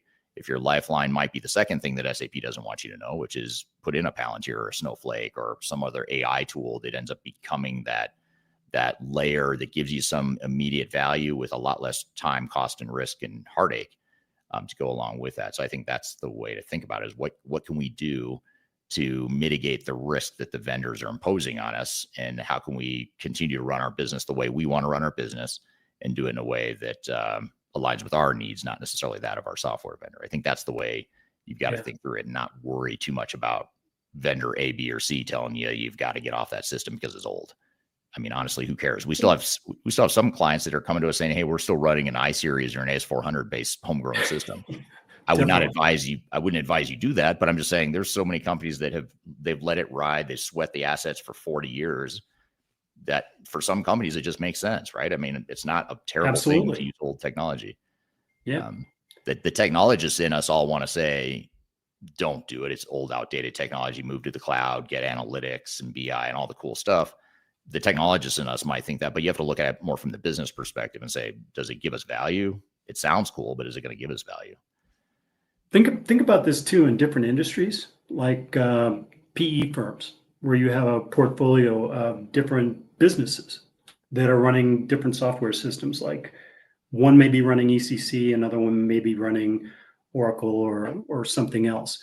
As you're bringing those together under a single corporate umbrella, and you're trying to get insights and information out of all of those businesses and run them as a single entity, this interoperability layer allows you to continue to keep those somewhat independent businesses running on that software system that works for them, right? Over a longer period of time. So reducing change, reducing risk. This is a new way of bridging to that true transformation for organizations. Yeah, absolutely. Here's an interesting question from X again. The question is, with AI changing the face of technology, should we expect to see more startups, and how can ERP help? So do you think there's more tech startups that are forthcoming given the trends and the changes and the seismic shifts in the market that we're seeing right now? Oh, I think you will agree, Eric. The advent of AI, machine learning, is really just creating a whole new industry surrounding AI. Some of the proprietary tools that we use are different constructs, different, and allowing for a different methodology than we'd even thought of 2 years ago. So even third stage is evolving as we create our own intellectual property surrounding these tools. That's going to cause proliferation of new businesses coming in with new capabilities to address problems and gaps that we've seen in the past with enterprise systems and deployments. Deployments in months instead of years has been the target of moving to the cloud and moving to multi-tenant structures for years and years. But now you add robotic automation for testing, for instance, in implementations and things like that. It's going to speed implementations. It's going to cause a whole new marketplace of ecosystem partners that are available to people that use these tools. Yeah, I'd say now is a really good time to start. And if you're going to do a startup, whether it's ERP or something related to enterprise tech, now is a really good time because you can leverage AI, first of all, to build the software. So, the barriers to entry are lower than they've ever been. And second of all, one thing we see in the space is this lack of trust and this distrust of the enterprise technology incumbents. these big ERP software vendors haven't done themselves any favors by the way they've gone about the migration to the cloud, in the forced migrations and the sunsetting, the arbitrary sunset dates, and will they or won't they cut off support for their product that we're already paying for? It's their prerogative to do it, the software vendors, but it's creating a huge amount of distrust in the market right now. And I think companies are clamoring for alternatives. And so that's part of why our company has done so well at Third Stage, is because we're agnostic. We're not drinking the Kool-Aid. We're not shoving technology down anyone's throat. And we're just there to be our trusted advisor to our clients. And it's a trust thing. I always tell our team when we're, onboarding people or having our leadership meetings, it's about, we're selling trust is what we're selling. We're not selling technology or even technology services. It's trust. And so I think if you can create an ERP system that addresses that and provides an alternative and a lower cost, higher value sort of solution, you look at, for example, Odoo recently, I think in the last year or so, just got a big $500 million investment from Google's parent company. And among others, I think there were several investors. But point being, they're not that old of a company. They're newer company. They're different, and they're getting these huge valuations. Now, to be fair, SAP's stock price is doing really well. I mean, their stock price is doing great for investors, largely because they're starting to see fruits of their labor of shifting so many customers to the cloud. And investors know there's still a lot more that still need to shift to the cloud, and the more that are going to shift to the cloud, the better the stock price is going to do, and the better the executives are going to get comped on that. So anyway, so I don't know what your thoughts are there, but I feel like now is a good time to, if you're going to start an ERP software company or provider, I think now would be a great time. I think for all the reasons you mentioned, and the fact that everyone is going to have to be determining where they are going to go and how they are going to get there over the next 2 to 3 years. You mentioned SAP. All of the ERP vendors are moving everyone to their cloud-based solution if they weren't native cloud already. That is causing just a dam burst in terms of organizations that are looking to make that move and to deploy resources to make it happen. And so it's becoming a very crowded marketplace. Anyone that can bring tools to bear that are going to simplify that are going to streamline it, are going to do very well. So yeah, now is the time to act. Yeah. I've got to stop for a second here. This is the first, so I've been doing these podcasts now for like 4.5 years. This is the first conversation where I completely lost track of time. I had no idea that it's already been an hour. So quick time check. Are you okay? Do you have a hard stopper? Do you have a meeting you're late for right now? I don't. No. Can we go a couple more minutes here? Because there's a couple really good questions I want to get to. And this is not going to make a very brief podcast though. So. I know. I swore we were about 30 minutes in. I wasn't even. I've never seen this many questions coming across on the chat. I know, and some really good ones just came in that we just can't. Not even questions. People interacting with the conversation. Yeah, and I had about a dozen questions for you. I think I've gotten through 2 of them, but because these are such great questions. So here's a kind of a funny comment from William on YouTube. William, this is back to the comment when we were talking about Donald Trump buying SAP is the April Fool's joke. William clarifies and says it was actually Stormy Daniels who bought SAP career. A little inside humor for those that follow American politics and controversies. Here's the question I really want to get to, though. This is from John Reed, who I'm a big fan of. He's with Diginomica. If you don't know him, he's joining on LinkedIn. Thanks for joining, John. John says modern ERP isn't dead. What is dead is over-customized legacy ERP, which is very difficult to embed with AI and analytics. The future is industry-based platforms on which to perform innovations. Modern SaaS software plays a big role here because AI requires this type of data and is pretty dumb without that data. It's well said and a good kind of a clarification of this whole thing we're talking about. Because I think, we're saying, is ERP software dead? Yes or no? The real answer is maybe somewhere in between. And I think he does a great job of explaining what that in between is. If it's over customized, bloated, inflexible, that part's dead. But ERP as a category probably isn't going anywhere anytime soon, especially if they can get their stuff together and No, you provide? think about the business functions that are controlled by enterprise resource planning, right? Those core functions still need to go on. The interoperability platforms that we're talking about, mission control over the whole thing, has to have a living host. It has to have that data and information brought up so that it can be normalized in a data lake environment and then mined through business intelligence tools. That's the way the whole thing comes together and works. So no, ERP is not going to go away. Those core critical functions are not going to go away. But can they be integrated in that entire digital enterprise operations picture? And importantly, can you deploy this over a period of time? So can you get to some quick wins with the bridge to this interoperability layer or foundation that you put in place, the mission control, and then build out the rest of the systems over time in the proper sequence? So moving from ECC to something else in 5 years rather than that immediately. That's the picture for the next 5 to 10 years that we're trying to draw here. So, yeah, absolutely. Yeah, totally agree. Just a couple of comments here, and then I'm going to get to a sort of a capstone wrap-up question here. But probably need to. Yeah, at some point we have to. I mean, we could go for hours here with all the great questions here. Sorry, bear with me.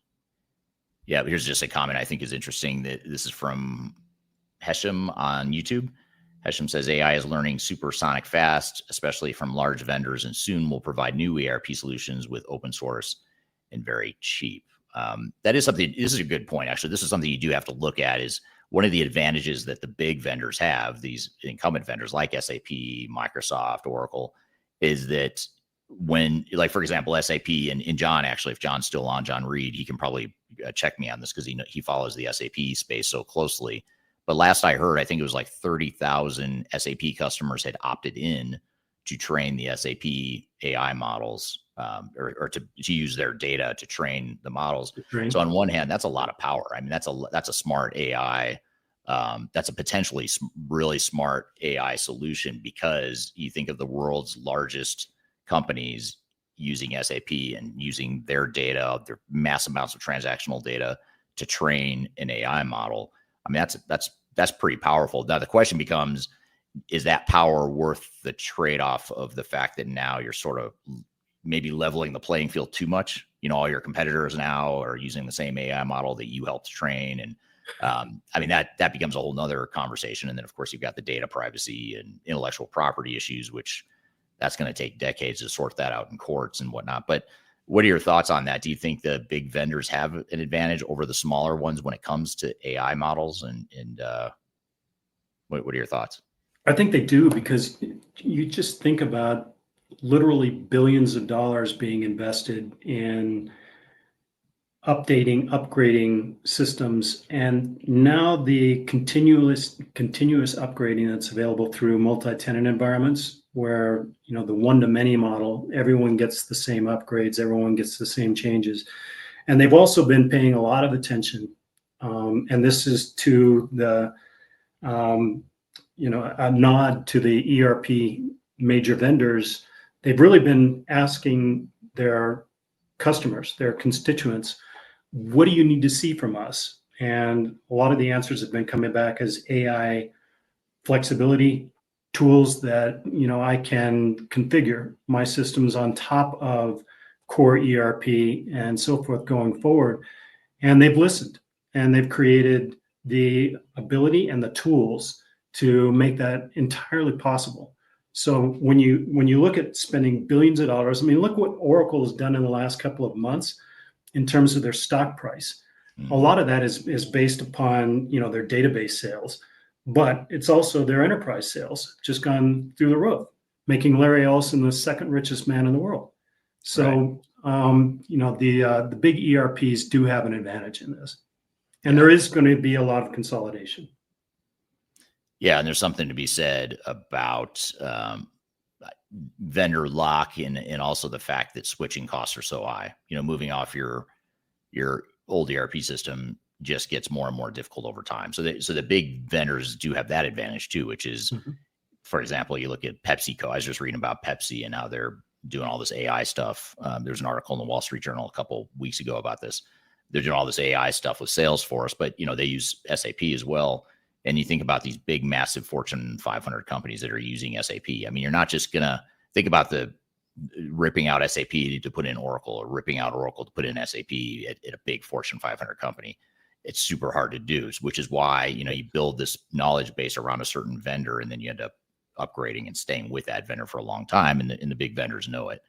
So to be fair, there's not a whole lot of options for these or historically there haven't been a lot of options for these really big companies, but Palantir is an example, and Snowflake too. They're getting some really big clients. I mean, there's some big companies that are using Palantir. I mean, big, not just private sector, but public sector too. In the case of Palantir, big government organizations, huge government entities, federal governments are using Palantir along with all their legacy systems that they don't want to replace or they can't replace.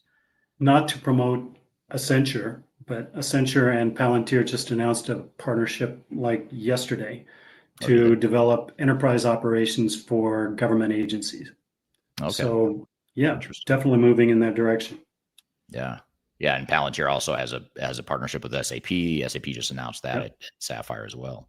Yes. So we could talk for hours, and I wish we could, but we can't. But just to sort of wrap it up or bring this all full circle, if you were advising a board of directors and a management team, which you do this every day, so this isn't just hypothetical, but if you were today advising a board of directors or a leadership team that's trying to future-proof their digital strategy, what would your closing remarks be in terms of the pros and cons or the considerations when you're looking at ERP versus alternative options as it stands right now? Well, pick partners that will persist. So understand exactly what your ERP vendor roadmaps entail, and also take those alternatives with a little bit of a grain of salt, understanding that you're going to have to do a lot of development work kind of internally with your teams, getting everyone on board with making the changes. So it really requires that upfront phase 0 that prepares the organization to move forward in a single direction. Everyone behind the same banner, everyone behind the same flag. Without that, you just can't get to an end state that is going to give a return on investment and a return on the work that needs to go into this, and then be fully adopted by your entire organization. So that would be my advice in closing statement, and it often has been the closing statement. You got to start with the end in mind. Yeah, absolutely. All right. Thank you, Greg. Appreciate your time, and I appreciate all the great audience questions as well. So many good threads we didn't get into beyond what we already did. So we're going to cover a couple of those threads here when we come back from a quick break. We'll take the break. We'll be right back with more Transformation Ground Control. Tell me what you've got to say to me. I've been waiting for so long. My name is Eric Kimberling, and I'm the CEO and founder of Third Stage Consulting. Before we dive too far into today's content, I want to invite you to learn a little bit more about Third Stage Consulting, who we are and what we do. I've included a link to a video right here that describes Third Stage in a bit more detail. It talks about our story, our history, our philosophy, our clients, our service offerings, and that sort of thing. But in general, what Third Stage Consulting does is we're an independent and tech-agnostic consulting provider. We help clients through their entire digital transformation life cycles, beginning with digital strategy, software evaluation and selection, all the way through and including implementation planning, implementation readiness, and the actual implementation itself. We're technology agnostic, so we only represent our clients' best interests. We do not represent software vendors. But having said that, we work very closely with software vendors, all the leading players that you can imagine we've worked with, both in helping clients evaluate and select them, but also in helping clients implement those solutions as well. So we have a very broad, objective, agnostic view of the market that is meant to really represent your interest as you go through your digital transformation. I also encourage you to scan this QR code right here to get access to our resource center. This resource center has a ton of information, a ton of ebooks that are free. You have access to top 10 software rankings, playbooks for how to make your project more successful, guides to change management, YouTube videos, all kinds of stuff that are going to help you through your digital transformation. So I encourage you to scan this QR code to get access to those resources. And please feel free to reach out to me directly to brainstorm ideas about your project. Even if it's just informally, you want to bounce around some ideas and get some informal advice, I'd be happy to spend some time with you. So feel free to reach out to me. I've included my contact information below. You can also find it in the description field of this video as well.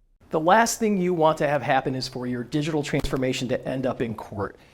I've been doing this for 20 years and I have seen everything. My name is Marcus Harris. I'm a software and technology attorney focusing my practice on drafting and negotiating software-related contracts and litigating software disputes across the country. Feel free to reach out to us at taftlaw.com. We'd love to talk to you about the litigation process and what you can expect.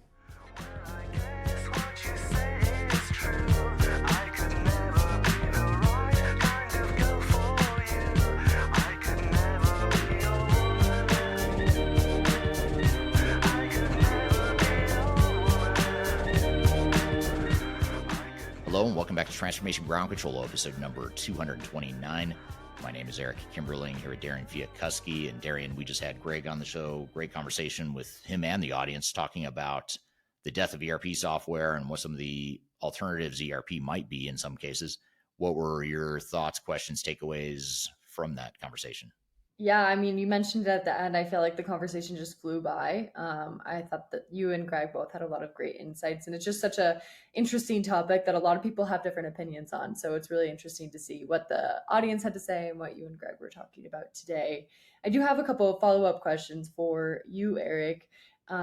First one being, if you're advising a startup today, what gaps in the ERP market would you tell them to solve first? If I was advising an ERP startup, that's a great question. I think I would say pick a niche that's underserved.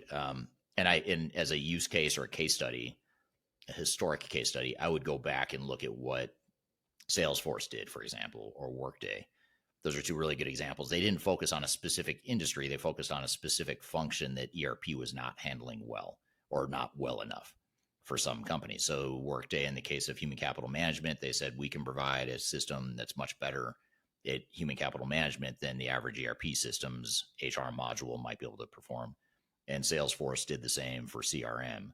And I think that's the beauty of this industry is technology is changing so fast that on one hand, you have the consolidation of ERP vendors who are trying to bring together all these different functions. They're trying to be everything to everyone. In some cases, they come close to succeeding. In some cases, they fail miserably.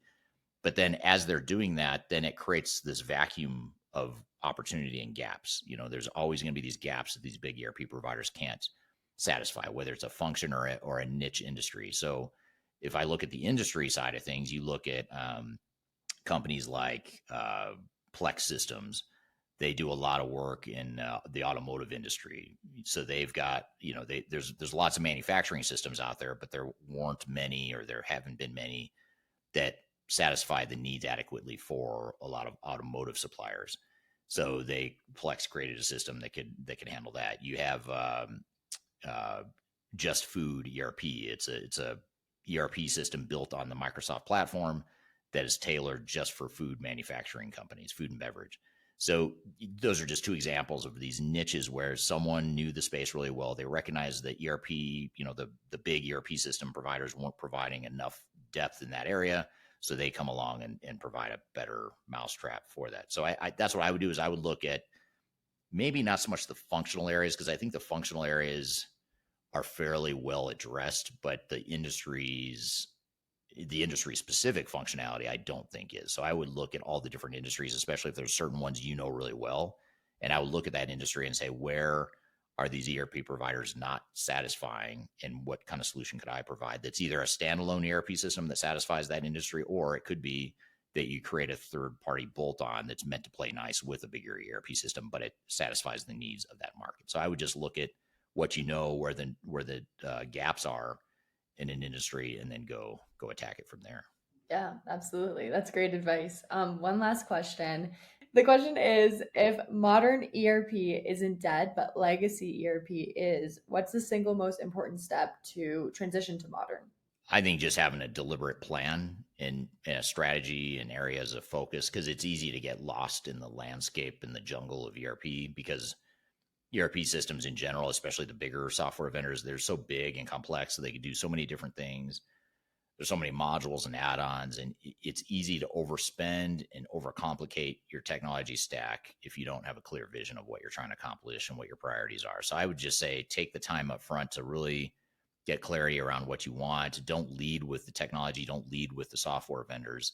Lead with more of an objective, agnostic view of what it is you need, and let that inform and drive your decisions. And that's why clients hire us, for example, is because we're independent, we're tech agnostic, we don't sell software, we're not affiliated with any of these vendors, and we don't really care what software a company does or doesn't use.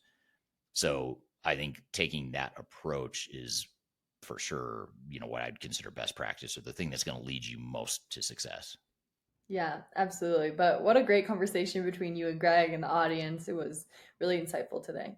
Yeah, absolutely. It was a fun conversation, and we're gonna roll right into the next segment, which builds on the conversation we just had with Greg and the audience around ERP potentially being dead or potentially dying, or at the very least, there are options to traditional monolithic ERP systems out there that you should consider.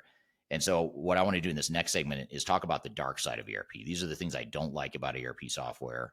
And it's not meant to be strictly just a rant, what a friend of mine called rage bait. He said he put out a lot of rage bait, which I don't think I'm an angry person, but apparently I think he was kidding, but still.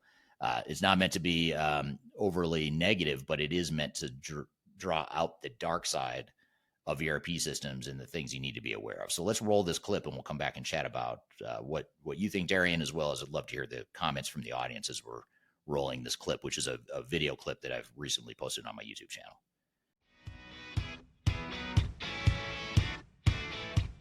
The first reason why you may not like ERP software like me is the fact that a lot of ERP systems, if not most of them, are monolithic and cumbersome. And what I mean by that is they're outdated. They're big, large, transactional-based technologies that are meant to house a lot of transactional information. It's meant to integrate data and workflows across organizations and different workflows. But at the end of the day, it's very difficult for these big, massive systems to keep up with the changes that most businesses require. Now, software vendors listening and other consultants in the space might argue, well, but these big software vendors have a lot of R&D dollars to invest in making the software better. And that is true. They do have a lot of money to invest in new technology. But the downside is that these technologies simply cannot change fast enough to keep up with the changing dynamics of the world around us. And this is especially true for organizations that are going through their own unique individual changes. It's quite literally impossible for any organization to continue to grow and change and evolve as it needs to, and for the ERP system to keep up with that change. So these are some of the challenges that need to be considered, and that fact that a lot of ERP systems are monolithic and cumbersome is something you should keep in mind and make sure that you're considering or evaluating as part of your ERP software selection process.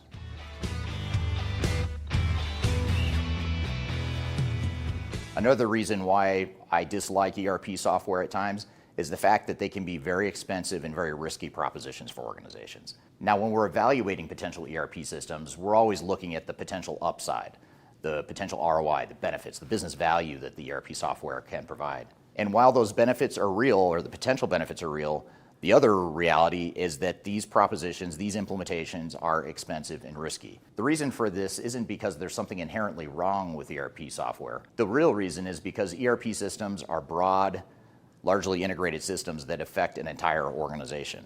So in other words, you're not just putting a small part of your business at risk. Chances are pretty high you're putting your entire business at risk, or at least a large subset of your organization. And that's both the blessing and the curse of ERP software, is that they're fully integrated systems. They can handle end-to-end business processes and workflows. But the downside is now you're putting those end-to-end business processes and workflows at risk. If there's a problem with the way you've implemented the solution, it becomes much more than a technical problem. It becomes a budgetary problem, because you're likely to spend a lot more time and money getting the system to do what you want it to do. But perhaps even more importantly, you're also putting your operations at risk. This is a dirty little secret that the industry doesn't like to talk about, but the reality is most organizations lose a lot of money, not just in the money they spend on investing in the implementation, but in the operational disruption that happens after implementation goes live. According to our research, just over 50% of organizations that implement new ERP software experience some sort of material operational disruption, meaning they can't close the books, they can't run payroll, they can't ship product, or some other major showstopper for their operations. And these disruptions cost a lot of money. In many cases, these disruptions cost exponentially more than the actual implementation itself. And that risk and that cost is something that's very real and needs to be considered. And that's a reason why ERP systems have such a bad rap in the industry today.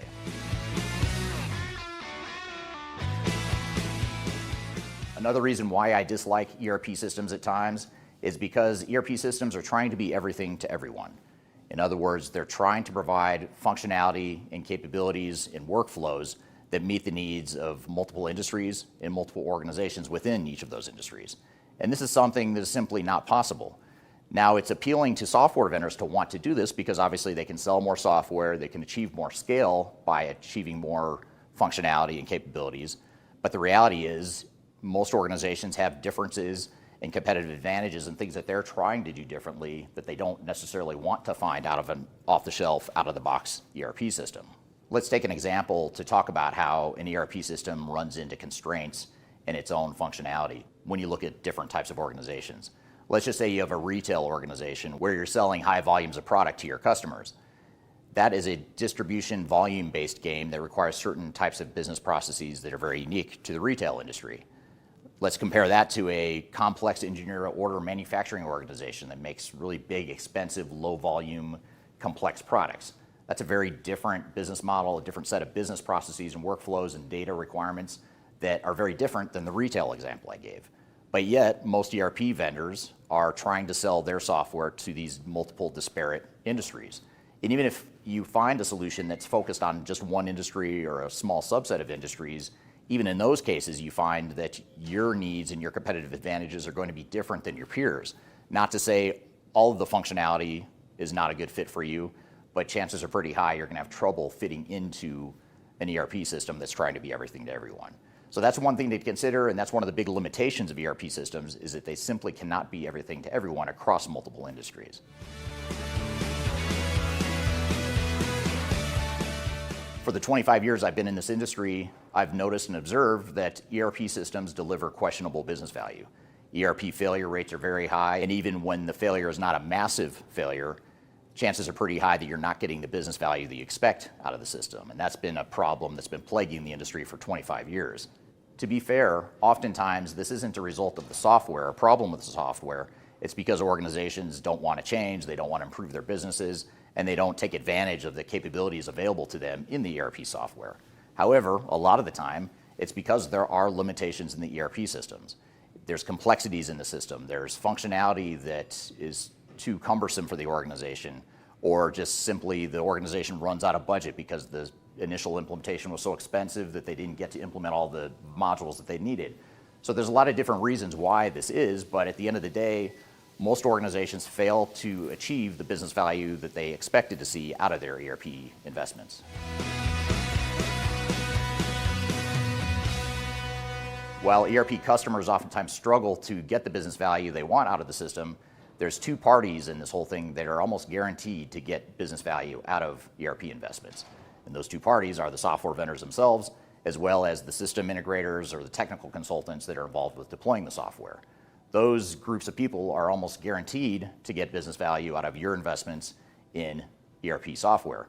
The question becomes, though, what kind of business value are you getting? Are you getting comparable business value that you'd expect to see out of the system? Are you spending a reasonable amount of time and money on the implementation? Are you getting the ROI you expected to see on the deployment?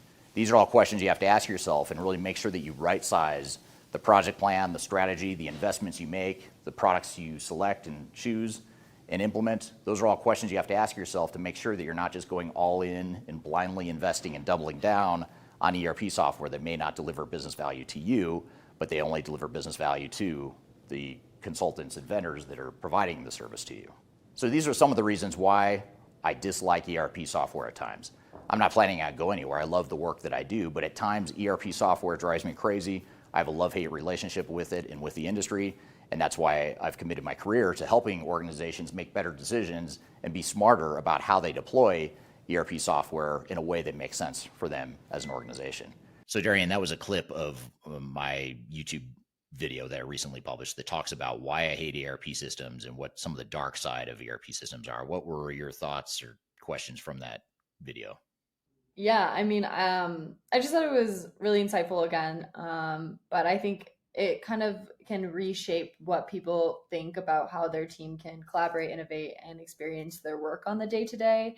The first point kind of that you made was that the culture is kind of an afterthought. I thought that was a great point, because companies oftentimes can focus on so much efficiency, growth, and technology that they forget, the human side of things.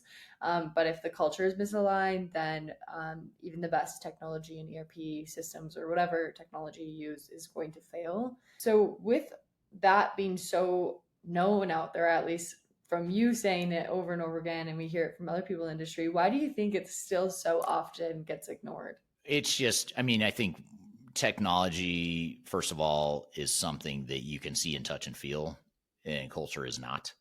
So you can demo for me how a software is going to work. I can see it. I could even maybe go play with it and enter data and try it out myself. But when you start talking culture and change management and human dynamics and people, you can't see and touch that nearly as easily, and it doesn't make as much sense, intuitively. So that's part of it. The other part of it is technology is super cool. I think it's changing very quickly, and it's becoming just unbelievable what it can do. And so it's easy. I get enamored by technology at times too. So I think it's human nature that we're excited about it, and it looks super cool. And in many cases, it is super cool. It doesn't necessarily mean though that it's going to transform your business and that everyone's going to go through a digital transformation and end the day thinking like, wow, I really like change, and I'm really glad we went through that entire transformation. At the time, it's painful for organizations, no matter how cool the technology is, no matter how powerful or how much business value it's eventually going to deliver potentially. The journey to get there is really difficult, and people just don't see it because the technology is so cool. How hard can it be, for example, to get everyone to use Copilot to start doing half their jobs for them? Sounds good in theory, but getting 1,000 or 10,000 employees to do that is a totally different story. So I think that's the big challenge companies face. Yeah, absolutely. And to kind of build on your point of like technology is cool and switch gears a little bit, what tool, I know you talked about like the 5 key ways that tech shapes culture, and one of those was the employee experience. So what tool do you think resonates specifically with the younger workforce, and how does that tie to retention within companies? Great question, because you put in a younger worker to use a really old system where you're required to memorize transaction codes or complicated menu paths. That's not a recipe to retain a younger employee who's never seen that before. So a lot of us older people and Gen X like me, or baby boomers, whatever, a lot of us are just we know what it is, so we're kind of used to it. We know that there's transaction codes you might have to remember on these old systems. But you get a 25-year-old walking in the door, they're not even going to know what that means. So it's almost like trying to teach them a foreign language on the job, on the spot. So that's not a good way to attract people. Definitely not a good way to retain them either. Even for older people, I think older people are getting tired of that old look and feel of systems too. So I think having looking at user experience, employee experience is really important. So I think conversational AI is a great tool that people, sort of a universal thing that anyone at any age or stage in their career can pretty easily learn, because all you have to know is what you're looking for. I am looking for a report of, show me a report of all the work in progress at this factory in Birmingham, Alabama, or whatever it is. So those are as long as you know what you're looking for, now all of a sudden you don't need to memorize where to find it. You can just ask AI to do it. So I'm not saying that's the key to keeping employees, but it's certainly the key to not frustrating them and making them more likely to leave. Yeah, absolutely. Super interesting point for sure. But yeah, what a great episode today. I feel like hopefully nobody's rage baited by it, but right. I think it was great. Yeah, and I'd love to hear, if you haven't already, drop in the comments, what do you think about ERP software? What does the future hold? Is it dead? Is it dying? Is it alive and well? Long live ERP. Love to hear where you stand, because I don't think there's a clear answer here, and I love hearing all the differing opinions, including what we've already heard. But if you haven't already, love to hear it in the chat here, and we'll pick up some of these comments to chat about in a future episode as well. So thank you for a great episode, Darian. Thank you to the audience for the great questions. Thanks to Greg Benton for being here today. And thank you to our sponsor, Third Stage Consulting Group. If you'd like to learn more about Third Stage, go to thirdstage-consulting.com. I've also included my contact information below if you want to brainstorm ideas related to your digital strategy or how you can approach your digital strategy or remediate a project that's off track, help you evaluate software, whatever it is, feel free to reach out. I'm happy to have an informal sounding board conversation with you. My email address is in the comments or the description field below. So hope you have a great day, and we'll see you in the next episode of Transformation Ground Control. Take care.